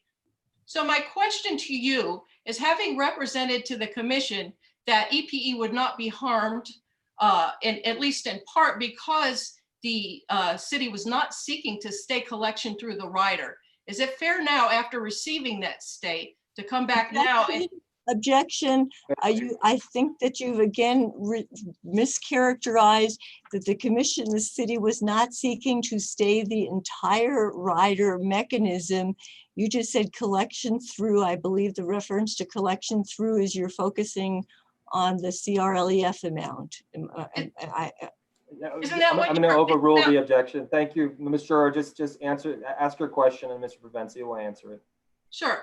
Mr. Provencio, having seen this, do you understand the commission's ruling may have at least been based in part on the fact that the city was not objecting to the collection through the rate rider of the SIRLEF payments as a mechanism to protect the company from harm?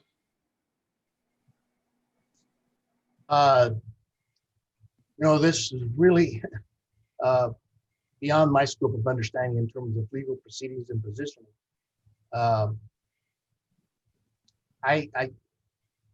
I'm unsure as to how to answer your question. Fair enough. I have no more questions. Thank you, sir. Mr. Simpson, you've requested 10 minutes of cross-examination time. I would like to waive my cross-examination time. Thank you. Very good. Mr. Downs? You were apportioned some cross-examination time. It wasn't clear if you wanted it, but I think if you're interested in 7.5 minutes of it, that is available to you.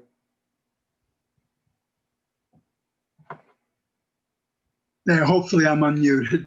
I would also waive my time, Mr. Hearing Examiner. Thank you. Okay, I'll make a time now for Carolyn had some questions. So Hearing Examiner Glick will have questions for the witness. Yes, thanks, Chris. Mr. Provencio, I just have a couple questions. Yes, Madam Chairman. Hearing examiner. I'm going to bring up on my screen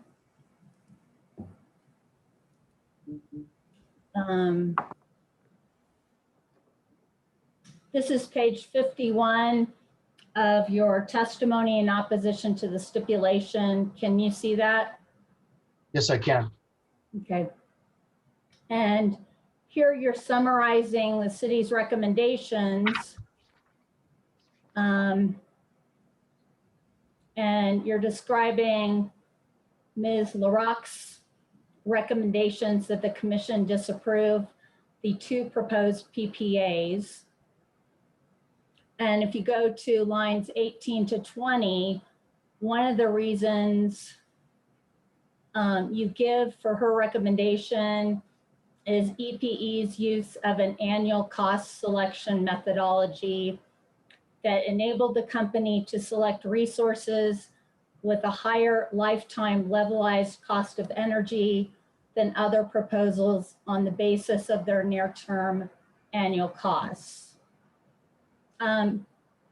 Yesterday, did you hear Mr. Gallegos testify that there was a procurement that had a lower levelized cost of energy than the 2 proposed procurements? Yes, I do recall his his response and relating to that one. Okay, so my question to you is, in that summary you give of the city's recommendations, I just want to make sure the city is not recommending that EPE should have sought approval of that procurement with the lowest levelized cost of energy. Am I right? That's not among your recommendations? That's right. Okay, thank you. That's all I have. Okay, thank you. Mr. Provencio, earlier, and I'll take some time to ask some questions now. When you were speaking with Ms. Burns, I want to understand when she was asking you about your position regarding CRLEF and the 500,000. Can you give me some sense? Could you clarify what is in 2019 that you think that there were overcollections, and when in 2020? I'm not asking you to refer to your testimony. I'm just trying to really understand more generally.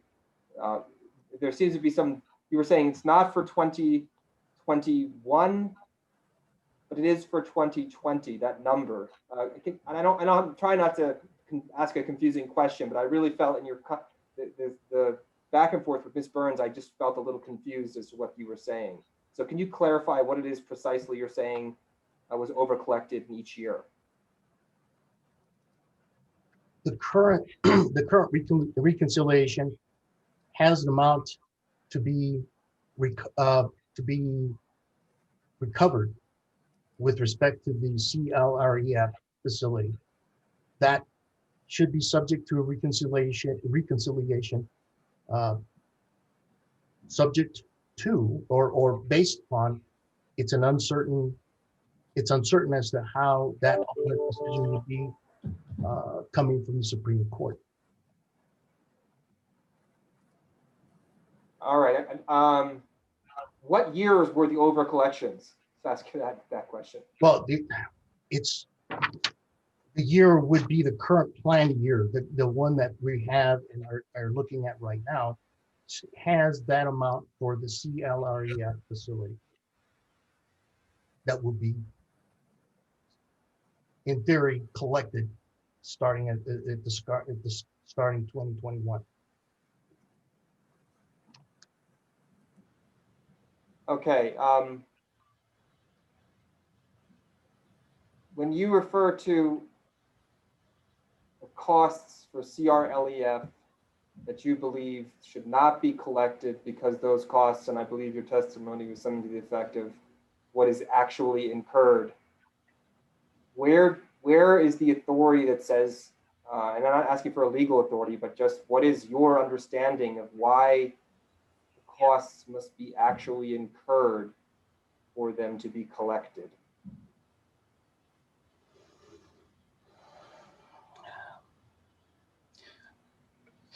Well, here, Mr. Hearing Examiner, if we are setting a charge to be recovered from ratepayers, it is absolutely straightforward. If it's an absolute documented expense and cost that has to be recovered, then there's no question about that.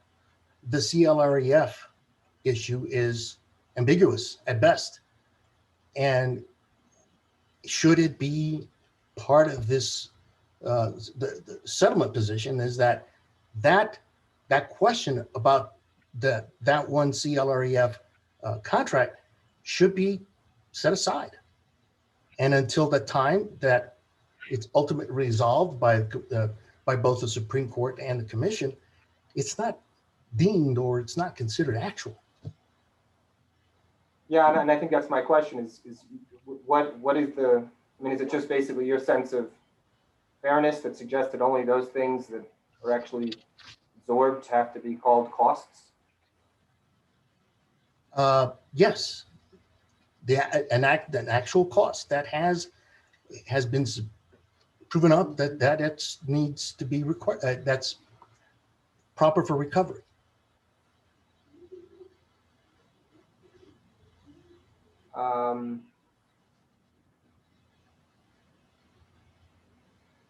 I don't have any further questions, so I will let Ms. Stevens redirect to the witness for 5 minutes.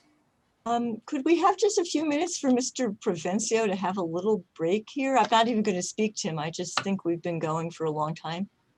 Okay, we broke for a while there for that 20 minutes, so if all the other parties think that would be useful, I'm not opposed to that. I don't need a break. Thank you. Can I hear from others? I could use about 2 minutes, just a real All quick right. restroom break. Let's do 5 minutes, so we'll be back at 10, 11 after. Perfect, thank you. Thank you.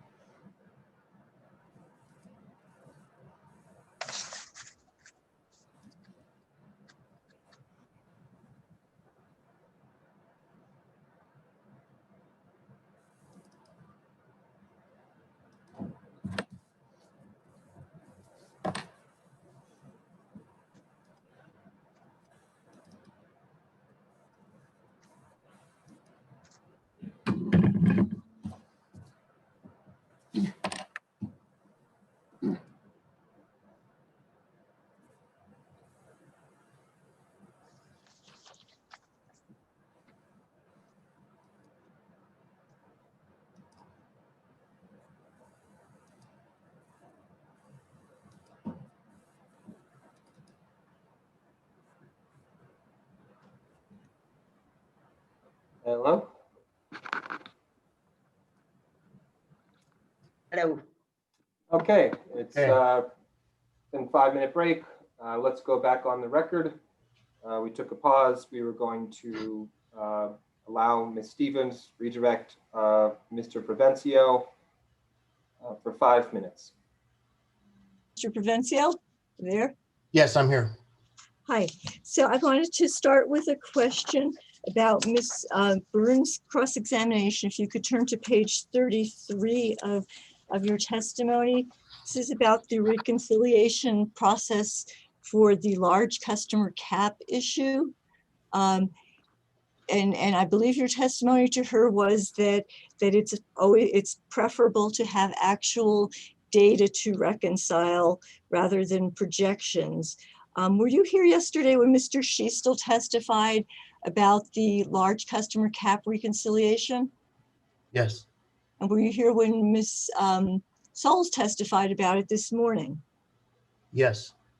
Do you, given the company's position as expressed by Mr. Schiestel, that the company does not expect to or intend to seek a reconciliation for overcharges, undercharges to the large cap customers at all in the 2021 reconciliation, do you believe that it's in the best interest of the public and all of EPE's ratepayers other than the 3 or 4 who are taking advantage of that clause in the rates for the commission to act as soon as possible, including possibly, preferably during this calendar year? Yes, I do. I did say sooner rather than later. Actual data is better than forecasted data. But to it, the point I was getting at was do it soon. Just waiting till 2021 is just further down the road to ultimately resolve and reconcile what that effect should be. And I know you're not a lawyer, but you've got a lot of rate experience under your belt. Do you believe that the company's questioning and testimony by Mr. Schiestel is alluding to some issues under the filed rate doctrine that refers to the idea that the company cannot change its rates from what it collects from customers? No, I understand the principle. You know, rate doctrine sounds kind of fancy, but the point is, rates that have been approved, especially base rates for standard service, are reviewed more thoroughly than rate riders or even any other kind of rate riders that we've been talking about.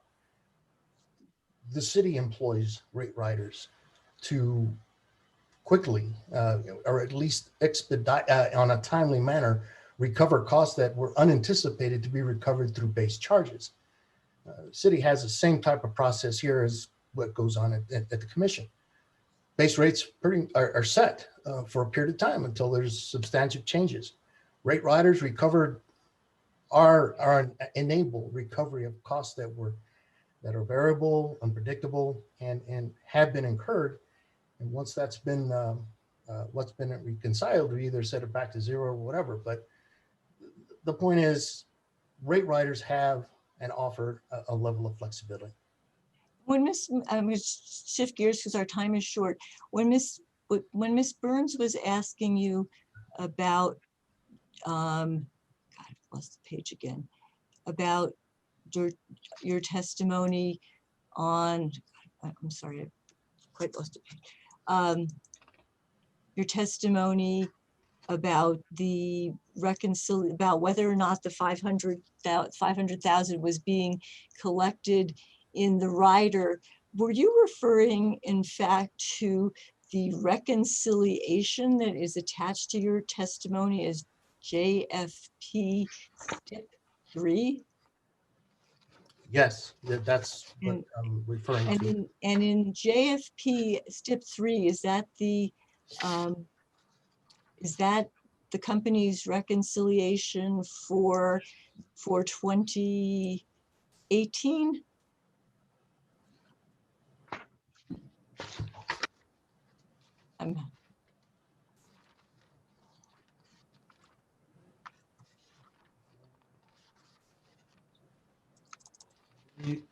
Yes. And in on that reconciliation, is your objection within your testimony to the fact that the December line item for CRLEF in that year should have been half that amount of 46,000, which is the 23,400 something number in your testimony, because they doubled the price in December? That's the timing that was being addressed.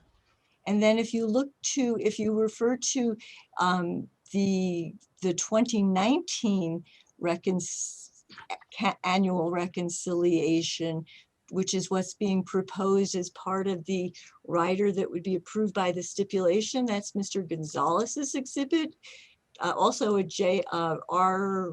RFG 1, but that's attached to his testimony.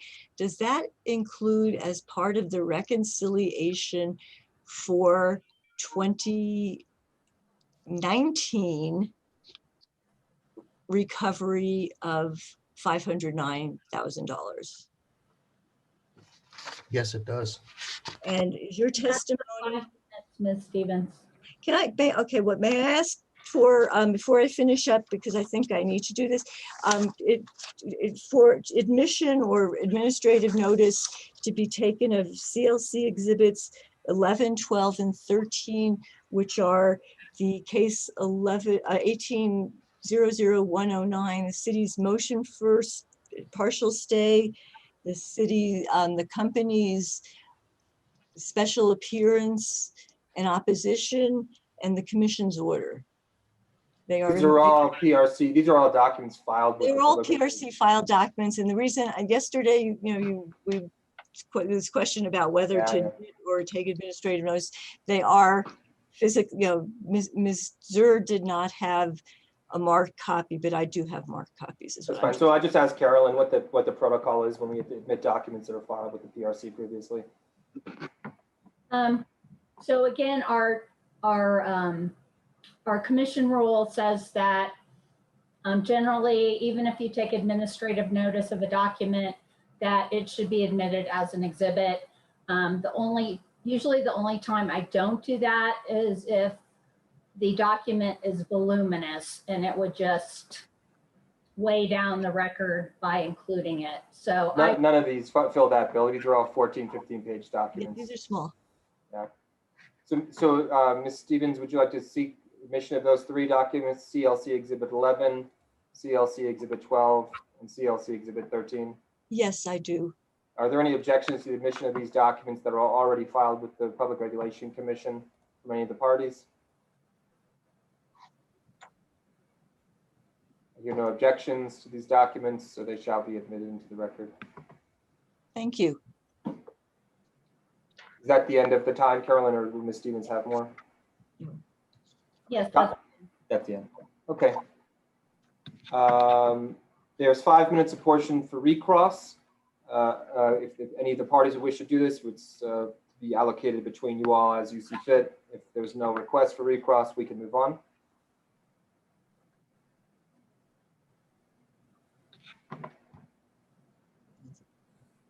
All right, I hear no request for recross. So Mr. Provencio, you're excused as a witness. Thank you very much, sir. He's muted, but I'm assuming he's saying thank you. And the next witness we have is Mr. O'Connell. Yes, Western Resource Advocates calls our first and only witness, Patrick O'Connell. If the court reporter could swear the witness, please. Is Mr. O'Connell there? Yes, he is. Great. Mr. O'Connell, if you raise your right hand, please. Do you solemnly swear or affirm under penalty of perjury that the testimony you're about to give will be the truth, the whole truth, and nothing but the truth? Yes. Mr. O'Connell, for the record, please state your full name and your employer. I'm Patrick Joseph O'Connell. I'm a senior policy analyst for Western Resource Advocates. Yes, and do you have before you a copy of the exhibit that we have identified or have labeled as WRA Exhibit 1 and uploaded into Dropbox per the hearing examiner's instructions? Yes, And could you please identify that document? the document is the testimony I filed as direct testimony in this case on July 6th, 2020. Do you have any changes or corrections to WRA Exhibit 1? No, And if you were to answer today the same questions in WRA Exhibit 1, would your answers be the same? yes, And are they true and correct to the best of your knowledge and belief? yes.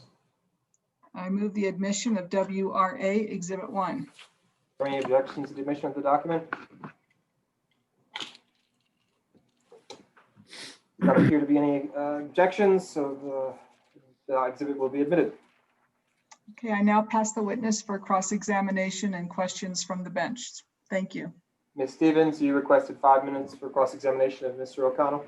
I have no questions for Mr. O'Connell. Very well, then it'd be my opportunity for questions. Mr.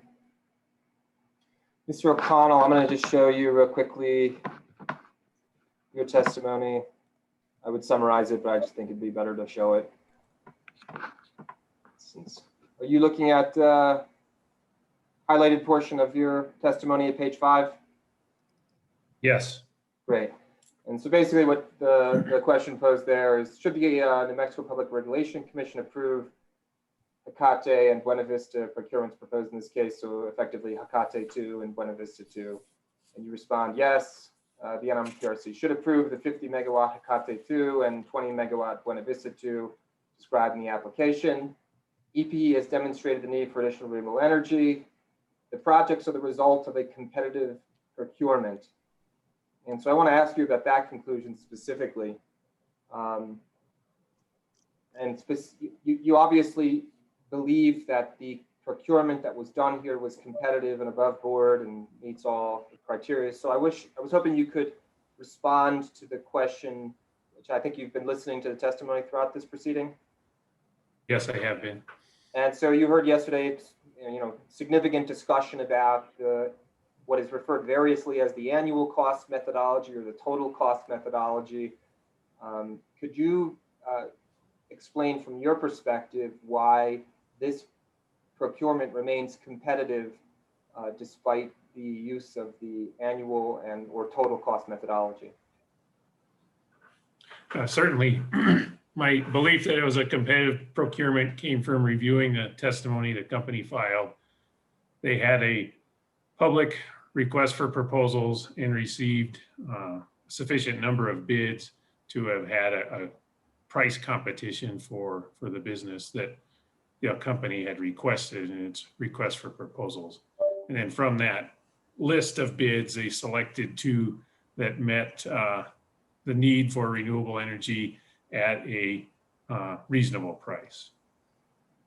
Okay, and so was it your judgment that the application of those methodologies, which we heard was from both Mr. Oliver, I think most pointedly from Mr. Oliver, that's a sort of unusual process, that doesn't in your mind change the end outcome, that in fact these were the most cost effective, or at least one of the most cost effective choices?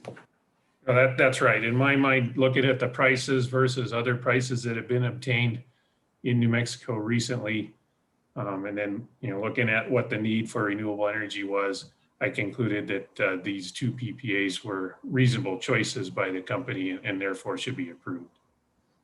What do you make of Ms. LaRoque's, I think, and I don't want to sort of badly summarize, but I'll try to just sort of summarize it generally, is to say, I remember her saying, I think the acquisition of renewable resources is a positive thing, but I wish the company had a better plan overall. do you have any response to that? Because she's certainly speaking about the nature of the procurements here and somehow that there would have been a better option in some other alternative, I don't know, process. Can you respond to that, Ms. LaRoque's comment there? Yeah. What I heard Ms. LaRoque saying was that she wasn't comfortable with the outcome or with the company's recommendation. And there was a couple dimensions of that. One was how the prices of the projects were ranked. I think that tunneled in on something that is frankly a feature of the new reasonable cost threshold that I hadn't thought about until this case, but it just focuses in on the new standard is the price less than $60 a megawatt hour. Before it was more of a portfolio analysis and you had to show the cost and the benefits. So in this case, under that new concept, there isn't a requirement to show the benefits. So I think in hindsight that was kind of lacking from the process that went through here. But again, that doesn't change my conclusion that the resources are reasonable and should be approved. The other observation I heard from Ms. LaRoque was, a lot of discussion about her concern around curtailments.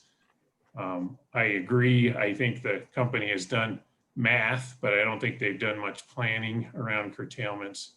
That doesn't concern me at the moment in terms of getting this 70 megawatts of solar approved for a number of reasons. One is it's 70 megawatts in a portfolio that has over 2,000 megawatts of resources. That's not a novel concept to add that amount of solar to a portfolio that size. The prices, again, are competitive, reasonable compared to what's going on in the market. What El Paso's analysis of curtailments was lacking was, first of all, the truth that they do engage in off-system sales. I also believe that when they have these resources in place, they'll do a better job of managing their system than their analysis reflected. So having worked in a utility and been through the world where change is uncomfortable, but knowing that once the change has happened, they will rise to the challenge. That's what I balance against Ms. LaRoque's, I think, legitimate concern that the company hasn't really done reasonable planning on how they're going to minimize these curtailments. But I also observed they've got an IRP coming, and it's going to be 2022 before these resources come online. Do you see a way for EPE to do the retroactive makeup before 2025 without these resources? No, especially because they're going to be short in 2022 without these resources. So I think that's the key to why they're needed, is more that they're going to be short in 2022. So we need to address that because they're using these resources to make up what they need for 2022. Then I think that the makeup REX is a reasonable way to address 2020 and 2021. Right, and I guess I'm wondering, I heard Mr. Gallego say, well, if you're going to allow makeup and we keep going, sort of kick the can down the road further, but it seems like at some point the road itself gets pretty perilous because the jump comes at such a point that, it seems difficult to go back. You're still sort of moving forward to try to make up the huge change to 40%, right? That's absolutely correct. And then the other point is, just the law changed in 2019. So it was going to be difficult for utilities to address the change in the law in time to meet it. So I kind of see this as just something we're doing right now as part of the transition to the new law. Everybody knows what the requirement is in 2025. What I've observed is all the utilities in the state are working proactively to get ready for 2025. And I see this plan as part of that.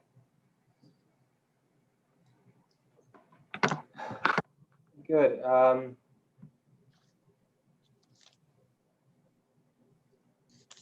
You also in your testimony agree, and I just want to get a response from you on this. I asked the question several times yesterday, and Mr. Gallego says we were probably listening.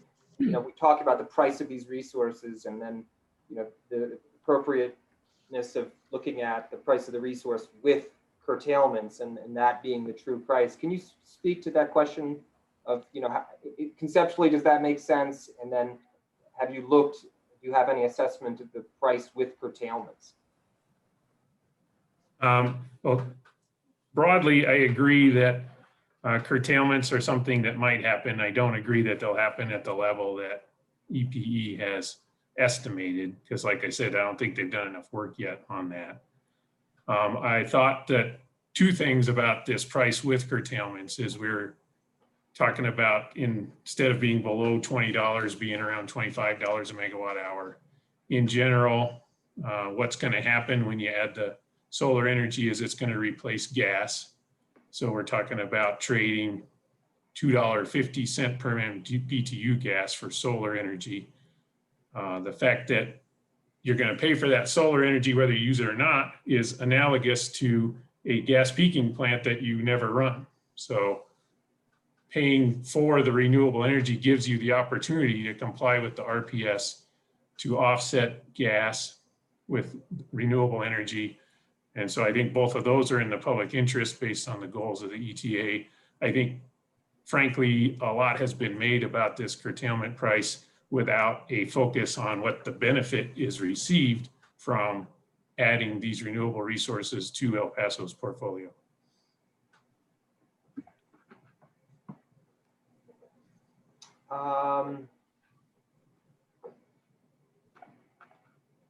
Mr. Oliver, perhaps you heard his testimony yesterday, talked about the bidding process. And again, this goes back to the competitive procurement nature. And I want to understand if I understood this correctly, but he said the bids come in at varying ranges, and sometimes it can be necessary to look at the actual size of the bid to get a more appropriate answer. And that's, you got a more appropriate determination based on the actual request put out there. And his answer was the annual cost methodology did that in this case. Did you agree with that statement? Do you have any opinion about that, what he said? My opinion that they're a good price and result of competitive procurement was just the observation they received several bids, and that the fixed price of these PPAs are reasonable compared to what's been obtained in this market recently. And that's a good price if you're thinking about this as a swap for gas. So I don't really have an opinion on the methods or the math that got used. Sure. Okay. That's all of the questions I have for you, Mr. O'Connell. Thank you very much. There's been no allocation of redirect and recross, so unless I hear otherwise, I believe Mr. O'Connell can be excused. Mr. Hearing Examiner, this Yes. is Anastasia Stevens. May I ask one redirect recross question based on your questioning? I'm sorry, but I object because Ms. Stevens waived her cross, and therefore I don't think I think she also waived her opportunity to recross. And if allowed, I would like an opportunity for redirect. Yeah, I think I'm not going to allow that at this juncture. There was opportunity given. I'll just put it in my brief. I thought he might be able to. Thank you very much. Mr. O'Connell, you're excused. Thank you. Thank you, sir. At this juncture, we have Mr. Downs. Yes, sir. How are you, Mr. Downs? I'm fine, sir. And you have some testimony to admit today. I do. This is Exhibit AHD1. It's the direct testimony of Alan Downs filed on the 6th of July. Thank you for pointing that out. And so I'll ask you some questions here, Mr. Downs. Would you like to swear him in? I'm sorry, I always jump the gun there. Yes, please. Mr. Downs, will you raise your right hand, please?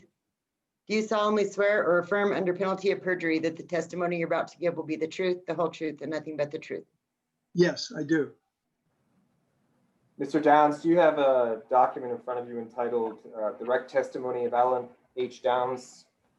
Yes, I do. That was marked July 6th of 2020? Correct. And it's identified as Exhibit AHD-1, is that right? Yes, sir. And attached to that, there are some tables, varying tables. Table 1, are those attachments or just tables? The tables are integral to the text. I understand. So there's no exhibits accompanying this, just the document itself. That's correct. Very good. Did you prepare this document? Yes, sir, I did. And does the document have any changes in it in reference to the document you pre-filed before submitting this one? There are 3 changes that were marked on the Dropbox version, and that I assume you want me to go through now. Yeah, unless you believe that these are simply stylistic or typographical errors, in which case I don't know that that's necessary, but if you'd like to, for thoroughness, do that, that'd be fine as well. I have 3 things I'd like to correct. Sure. On page 8, table 2, the last column, 2025, I show the RPS as 20%. It should be 40%. I see that. Thank you very much. And your second change? On page 9, on line 17, I'm referring to the RPS, but I call it the PRS. That should be changed to RPS. I see that. Thank you. And the third change is on page 12, table 3. The table is similar to the previous one, and the change is the same. In 2025, I showed the RPS as 20%. It should be 40%. I see that as well. Thank you very much. So apart from those those changes, does this document reflect your best answers to these questions and are true and accurate answers? Yes, sir. Would you like to move this document into evidence? Yes, please. Are there any objections to the admission of Mr. Downs' exhibit?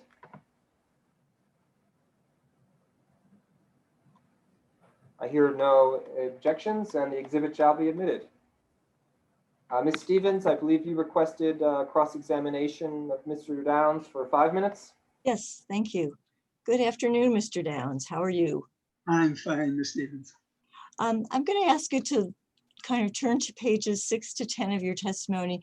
And in very general terms, you argued that EPE should be granted a waiver to comply with the RPS for 2020 and 2021, but not a variance, but not a waiver.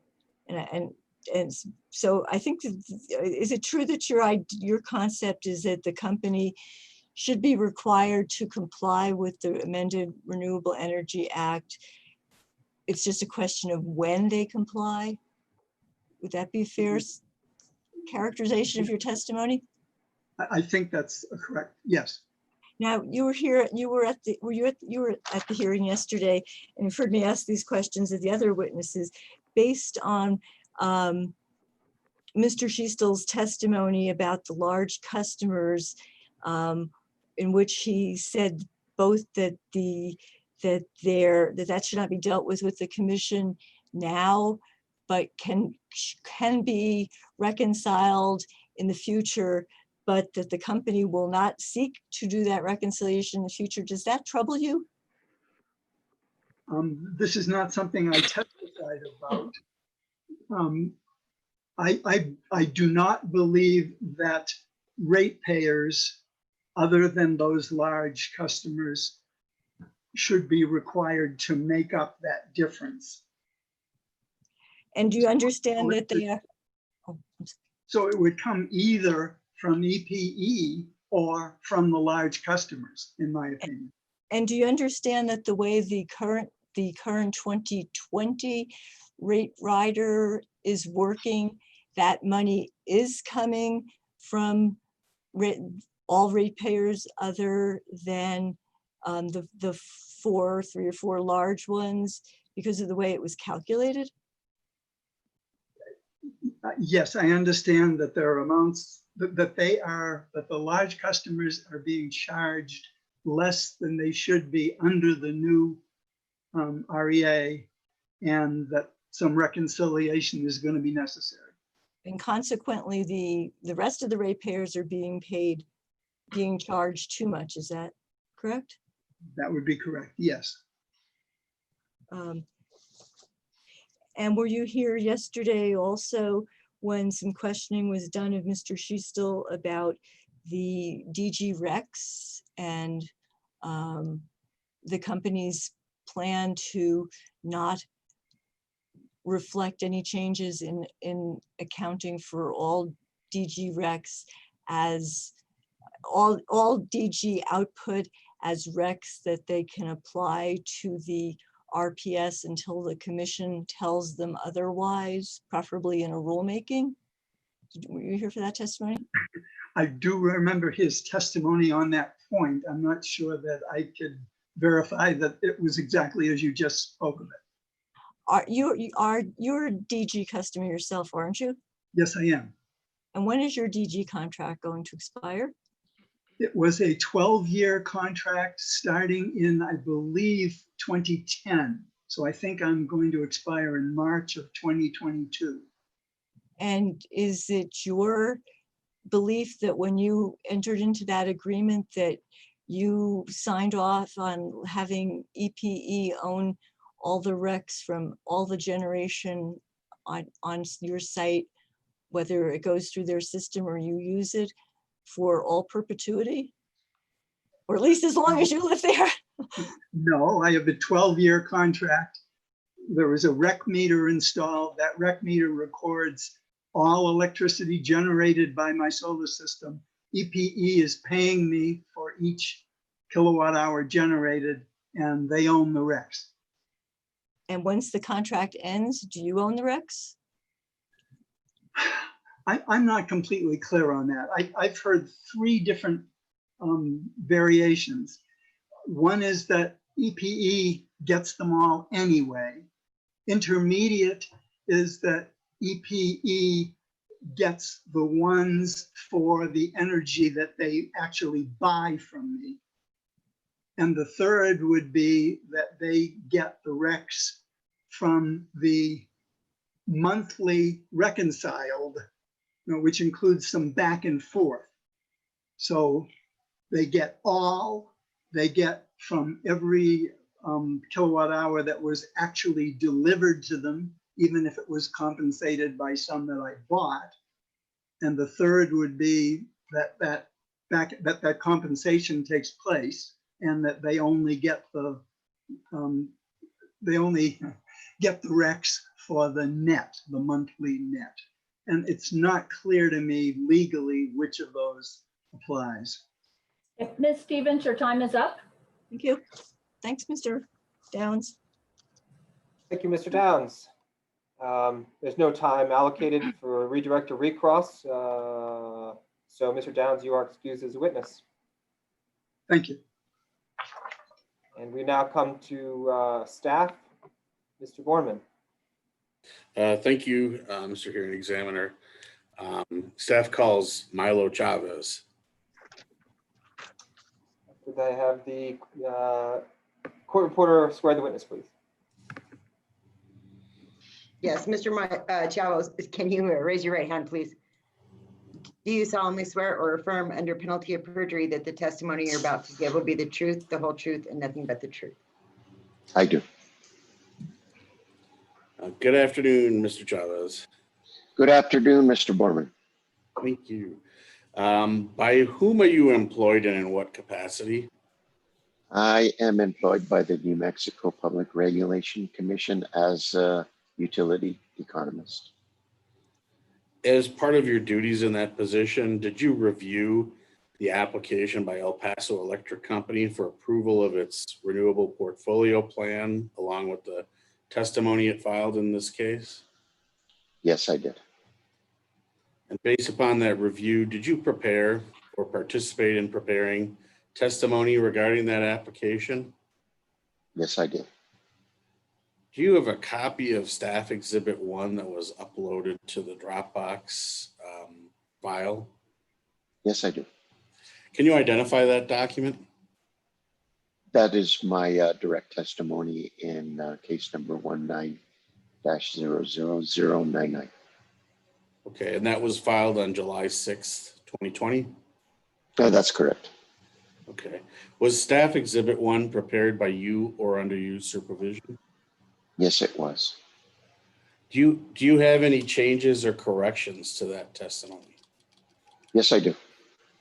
Could you walk us through that? Certainly. On page 10, lines 23 and 24, delete the clause with the caveat that EPE make up any shortfall in meeting its RPS requirements by purchasing RECs. And this is deleted because of the change in the Renewable Energy Act. Okay, so you changed it to reflect the actual law as it exists. That's correct.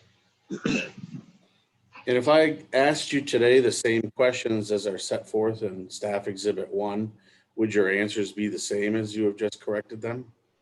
Yes. And those answers are true and correct to the best of your knowledge? Yes. Okay. Do you also have a copy of Staff Exhibit 2? Yes, I do. Can you identify that document? Yes. This is my direct testimony in support of the contested stipulation filed on August 10th, 2020. Okay. And was Staff Exhibit 2 prepared by you or under your supervision? Yes, it was. Okay. Do you have any changes or corrections to that testimony? Yes, I've added page numbers to it. So initially as filed, it did not include page numbers? That's correct. And you've simply filled in the page numbers so people can understand where things are located? That's correct. Okay. If I asked you the same questions as are set forth in Staff Exhibit 2, would your answers be the same? Yes. And those answers are true and correct to the best of your knowledge? Yes. Do you adopt Staff Exhibits 1 and 2 as your sworn testimony in this matter? Yes. Thank you, Mr. Chavez. I would like to move admission of Staff Exhibits 1 and 2 at this time. Any objections? There's no objections heard. The exhibits shall be admitted. Thank you. Mr. Chavez is available for cross-examination. Ms. Stevens, I believe you've requested 15 minutes of cross-examination, Mr. Chavez. Yes, thank you. Good afternoon, Mr. Chavez. You get Good to back afternoon. cleanup, huh? Well, you know, that's quite an honor. So I'm going to ask you to look at your testimony at the bottom of, let's see, at the bottom of page 2 to the top of page 3, which Ms. Stevens, could you, could you identify which? the testimony number 2, the testimony in support of the stipulation. Okay, thank you. Sorry about that. Or would that be again? Bottom of page 2 to the top of page 3. The sentence is on the top of but the part that I'm concerned about is you say that the stipulating parties also agree that this stipulation resolves any and all issues in case number 19-00099-UT. After sitting here through 2 days of hearing, is it still your position that the stipulation resolves any and all issues in this case? Well, there was one issue that has been talked about quite extensively, and that's the Supreme Court case and the reconciliation of the CRLEF costs. And so, yes, I'm concerned about that, in that I do not want to see, and staff does not agree with customers subsidizing large customers in this tariff. So I do see that as an issue that should be addressed. And you mentioned CRLEF, but subsidizing large customers, are you referring to the CRLEF and or the large customer cap issue? Oh, I'm sorry, I mixed up the large customer cap issue, yes. do you believe that that same concern also applies to the CRLEF, the $500,000 that's in the proposed stipulation? Concerning that matter, I believe that will be reconciled, but it is something that staff will take a look at and make sure that it is reconciled pending the outcome of the Supreme Court case. And in terms of protecting protecting customers, does your concern in that regard lead you to have a position on Mr. Provencio's recommendations on imposing carrying costs on the RPS rider?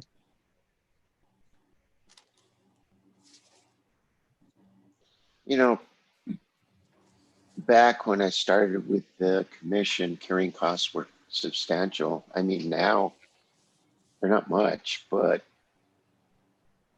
I don't think that's an issue that should be or hold up any of what we need to get done as far as the reconciliation of these costs. You would agree, though, that if the company is including $500,000 next year and has included possibly lesser amounts this year, and the reconciliation doesn't come for a year or two, that will be a harm to customers? Yes, I mean, there's an overcollection and the tariff is more than it should be. Now, in your testimony at pages 4 through 5, you helpfully go through the, this is your testimony in support of the stipulation, the standards for commission approval of a stipulation or a contested stipulation. And on page 4, you talk about the, rule, but then you say sufficient evidence to prove serious bargaining, benefit customers and public interest, violate any important regulatory principles. What I don't see there is you don't list is that the stipulation provisions are in accordance with law.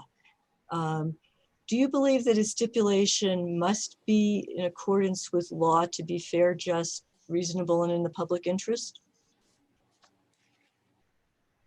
I would say it shouldn't be contrary to law. So if a stipulation is contrary to law, does that mean it's necessarily not fair, just, reasonable, or in the public interest? Depends. Okay, let's skip on to. I'm sorry, I didn't catch that answer. What was that? It depends. It depends. Thank you. So you do think that there's a possibility that a stipulation within a legal provision is appropriate for commission approval? I'm not a lawyer. I can't really answer that, but if you would try to parse it out for me. Well, let's talk about, for example, the large customer adjustment provision.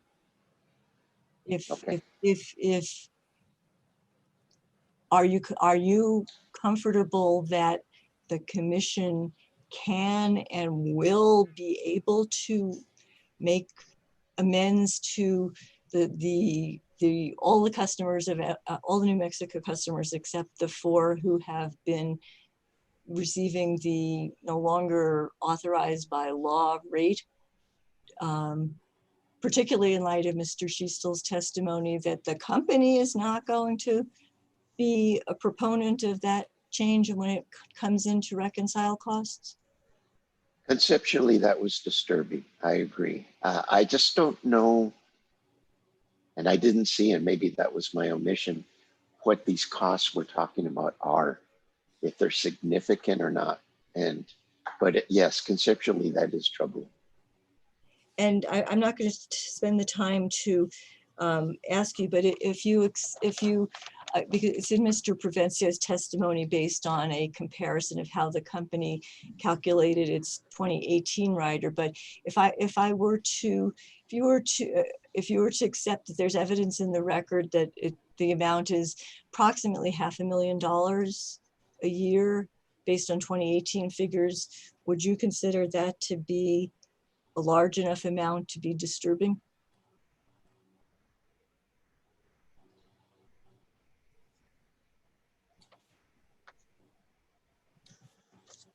I know I'm not supposed to ask questions, but I have questions about that. It is a big amount. And if this is indeed what the large cap customer or the large customers are not paying and owe because the change in the REA, then it should be reconciled and they should have to pay it. And you understand, per my question a few minutes ago of Mr. Downs, that it's an amount that basically everybody else is paying now, because of the way the company calculated it. It's not that. Yes. Excuse me. Sorry. No, you do understand that other customers are picking up the tab right now. It is a subsidy. Yes, it is. Okay, let me ask you a few questions about DG Rex. First of all, are you familiar with, I don't know which companies you work with, are you familiar with the RPS plans of P&M and/or SPS? I have not worked on those plans, Ms. Stevens, but I can try to answer the questions. I was just wondering whether you know whether P&M claims ownership of all the RECs generated by DG facilities, regardless of whether they have a tariff in which they purchase those RECs. I do not know the answer to that question. You wouldn't know the same answer to the same question regarding SPS, would you? No, I wouldn't. Okay, I'm going to ask you to look at, were you here when she still testified yesterday about the 2 sets of advice notices that were filed by the company shortly after the decision in case 16-00109 that provided for the closure of EPE's DG Rec purchases? Yes, I was listening. Yeah. Would you turn to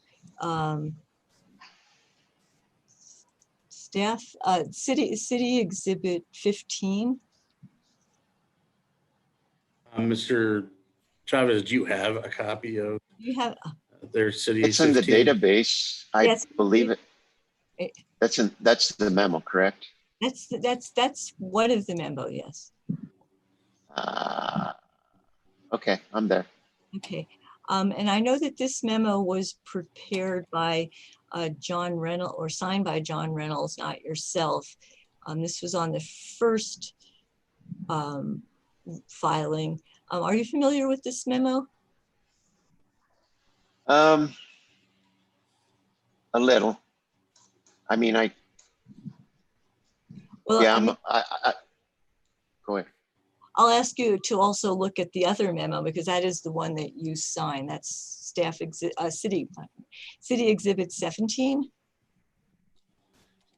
So are we looking at City Exhibit 15 or 17? Well, we're flipping over to 17 because I think that if I ask Mr. Chavez about 17, which he'll sign up, I'll ask him whether he referred back to 16 when he was working on this one. That makes sense? So, Mr. Chavez, this is one that you signed off on, and this was the later form change, correct? Yes. And you described the plan, the background, the fact that they filed tariffs, and then And then you have a paragraph here. In addition, EPE requests revisions to its REC program tariffs, numbers 36 to 41, to address customer modification. And then you say on 19 January 2017, EPE submitted advice notice number 243. I want to ask you whether when you gave the commission's, the staff's approval of 243, did you investigate why the company was making changes to tariffs that it had filed a month earlier? No, I did not. And did you believe that these tariffs, that the tariff that you approved, they were just forms, did you believe that they were required by the final order in case 16-00109 UT? I wouldn't be able to tell you. And unless I say that in the memo, I can't remember. And the reason I ask that is if you look at the actual advice notice, which was admitted yesterday, and that's City Exhibit 16.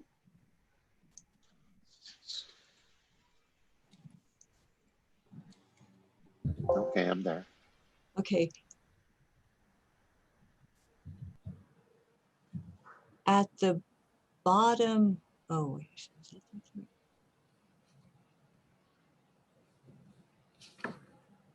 Maybe I don't have, maybe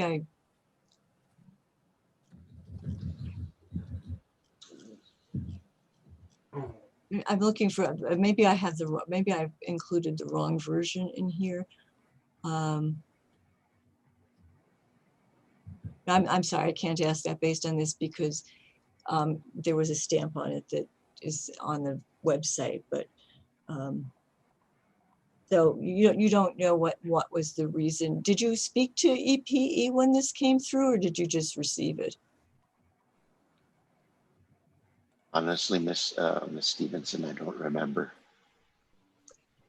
And did you understand that what the gist of the change, did you compare it to the one that was, did you compare the tariffs to the ones that had been filed just a month earlier? To be honest with you, Miss Stevenson, if I recollect correctly, I don't recall. I wasn't aware that a change had occurred a month earlier. Oh, okay. So I mean, would that suggest that you did believe that this was submitted in compliance? yes, The final order? I believe so, but I mean, unless I investigate this further and try to find notes, I just can't tell you. Okay. And so you don't know what the differences between the two sets of filings were? I do not. Okay, thank you. That's all I have. I'd like to move to admit exhibits CLC 15 and CLC 17. Okay. I object to 15 because that's Mr. Reynolds' document, I think. 17, I have no problem with. Yeah, and I think you're right, Mr. Borman, because he did say that he did not refer back to it. So I'll just ask to admit 17, please. Okay. Mr. Borman, any objections to 17? Not to 17. Any objections from the other parties to the admission of the document? CLC Exhibit 17 shall be admitted into the record. Thank you, and thank you, Mr. Chavez. Thank you.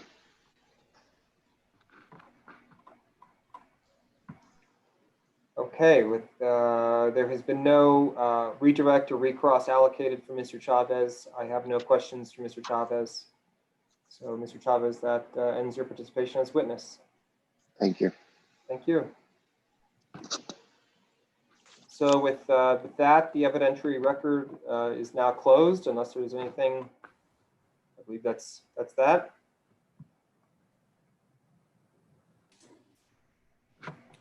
And so Carolyn, can I ask a question real quickly? Sure. Yeah, so moving down to the briefing schedule, are there any things that you think that I need to sort of preliminarily say or deal with? I think you need to set the briefing schedule.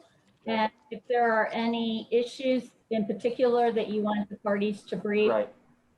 to state those. Yeah. All right. So starting with the schedule first, my hope was that everyone could submit the briefs in as soon a time as possible. So I was looking for the initial briefs to be filed on September the 7th, which is a Monday, and then responses on the 14th. September 7th is Labor Day. Oh, is it? Yeah, and I would point out I am going to be unavailable that entire week, and I would also note that I'm not even sure when we're going to get transcripts. Yeah, and I would agree with hearing. that. Also, we have in the in case 19349 the gas CCN case, EP gas CCN case, the briefs in chief are due on the 4th, and the response briefs are due on the 14th. So, regardless of when the transcripts are out, I think we need to at least shift it a week or 10 days apart so that we're not like filing simultaneous briefs, which I don't think is possibly possible. Okay. Well, I'm in an odd situation of agreeing with Ms. Brad, why is it whenever you agree with me, you use that phrase? I've Well, heard that. Because it's true.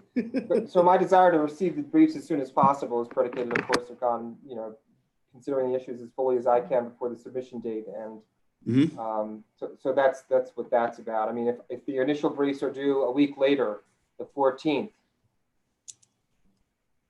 Yeah. Our response briefs are due the 14th in the gas case, so it would be nice if we could stagger them. I mean, it depends also on when the transcripts come out, but I just want to remind all of you, you put Chris in a very tight situation by asking him to consider a stipulation. The statutory deadline in this case, I believe, is October 28th. That would mean, in my opinion, getting it on the open meeting agenda of the 21st. There's time for the filing of exceptions after he issues his RD.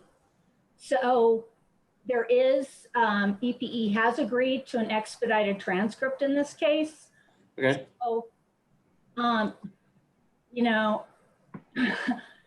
push back on him so much. You guys have created this situation by asking him to consider the STIP. And as his supervisor, I've got to ensure he's got enough time.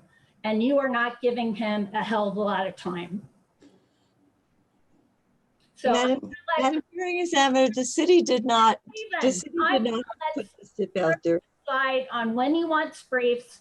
He could decide not to have response briefs if he wants, but he's not going to have a hell of a lot of time. And you need to understand that.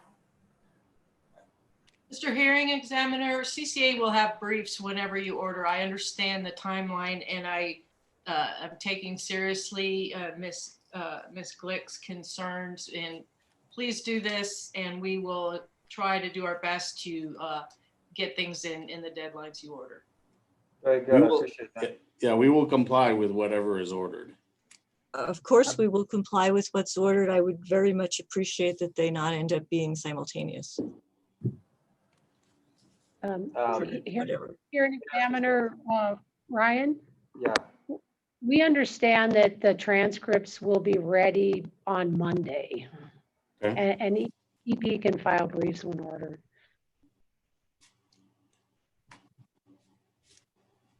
Yeah, so that I'm motivated mostly by Carolyn on this. I understand the 7th is I don't think replies are necessary in this instance.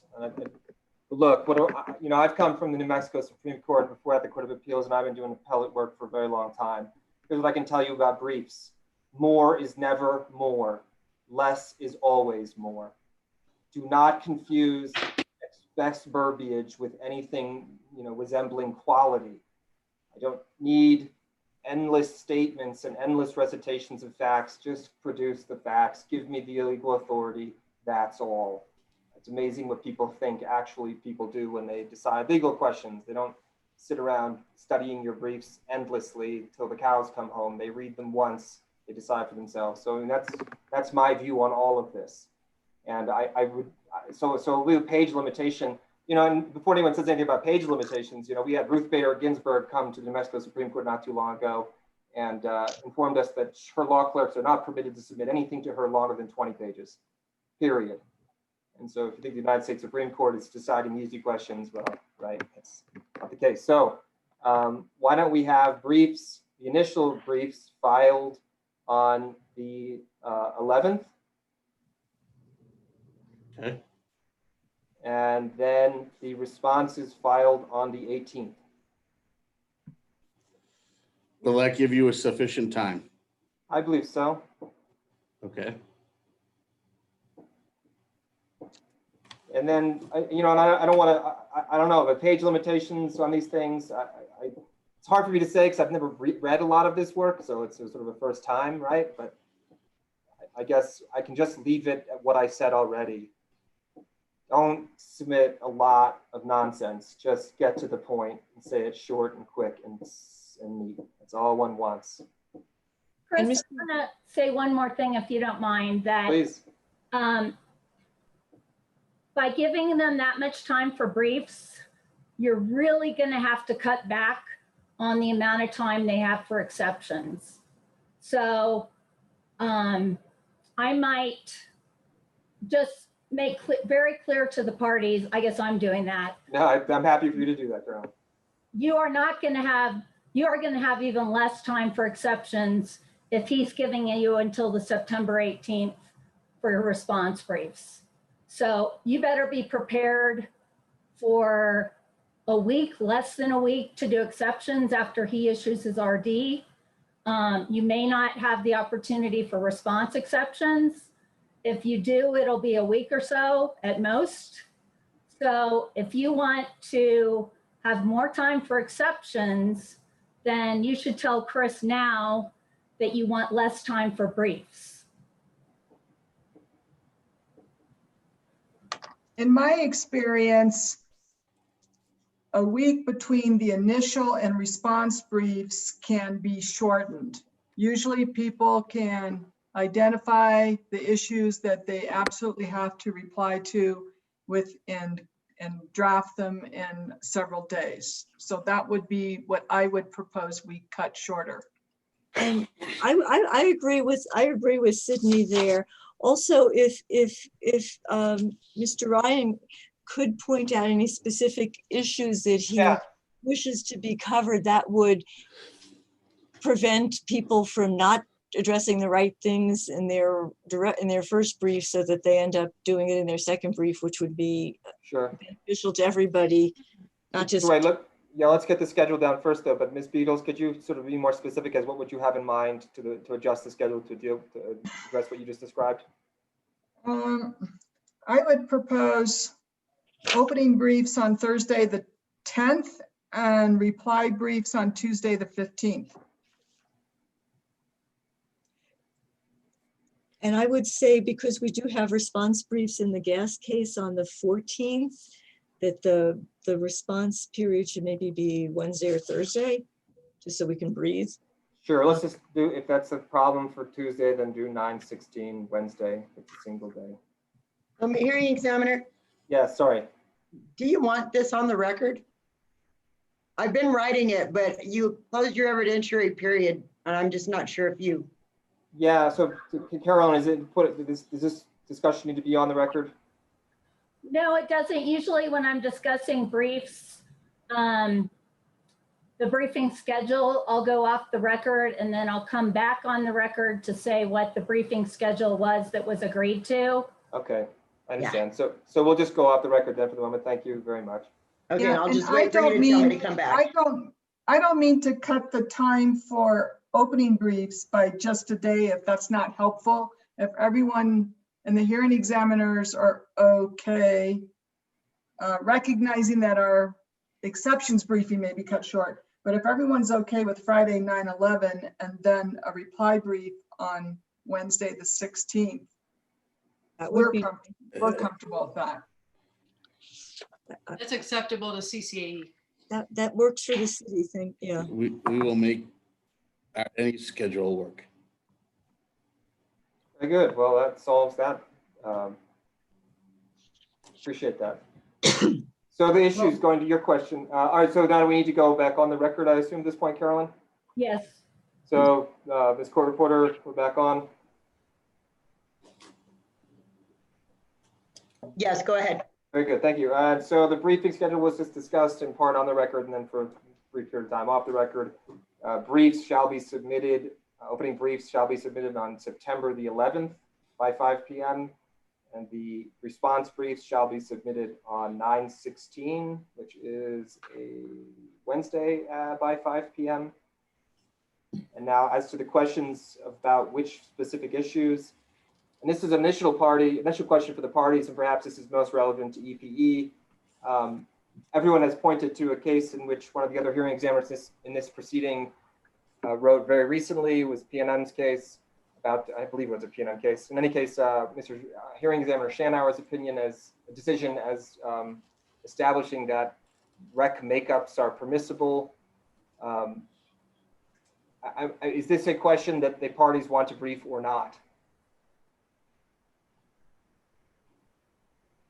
Whether in fact the rec makeup provision isn't something that you can do and the legal basis for doing that. We'd be happy to brief that, Your Honor, and I think that will be short and it will just include attaching a copy of that opinion and referring to it. So yes, we'd be happy to brief that. Can I hear from EPE on that one?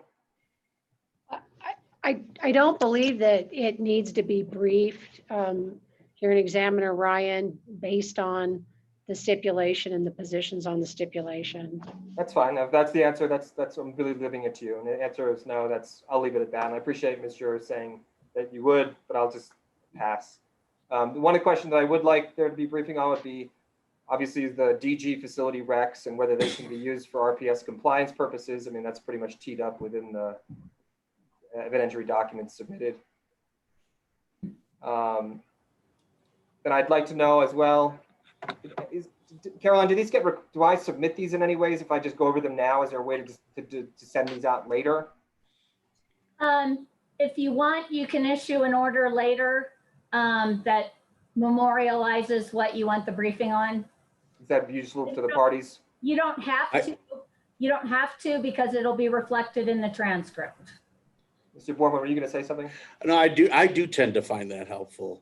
I mean, I can't speak for anybody else, but I do find like a briefing order or something like that to be useful. Just to have it recorded. I mean, that's my thought too. And if that's useful to you, Mr. Borman, I'm happy to do it. I've already written them down on the computer screen for myself anyway, so it's not very difficult to transfer them into an order.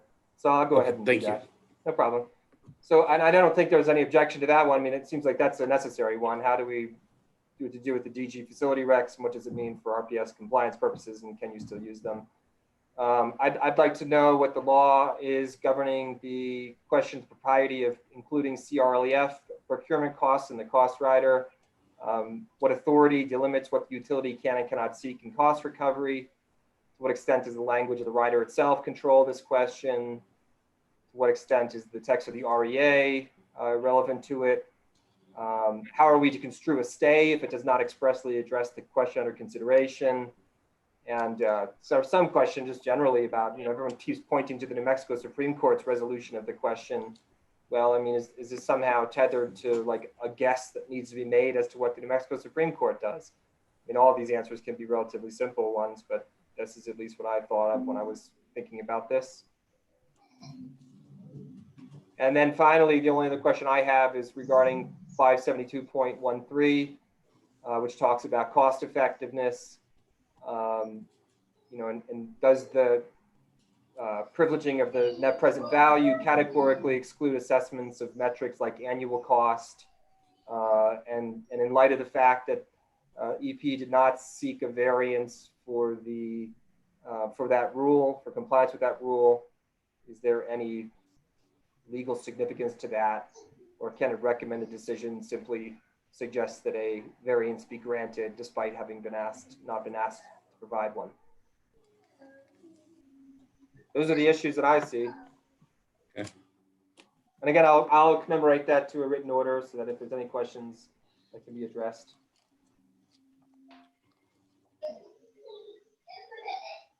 So my understanding too is Carolyn has informed me that there is opportunity for the parties to brief what they think is relevant, and obviously, I mean, is that correct, Carolyn, that the folks can brief what they wish?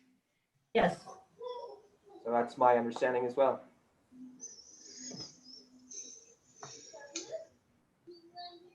Is there anything further from anyone? From staff. I think we hear some children in the background. Sounds like someone's life is moving forward. Carolyn, anything that matters to attend to? I don't think so. All right, well, I'm going to thank the court reporter for her work in all of this, and thank you all for working with me on my effectively the first hearing. So I appreciate your patience, and it was an enjoyable experience for me. So with that, I'll conclude the hearing and we'll go off the record. Thank you. Thank you. Thank you.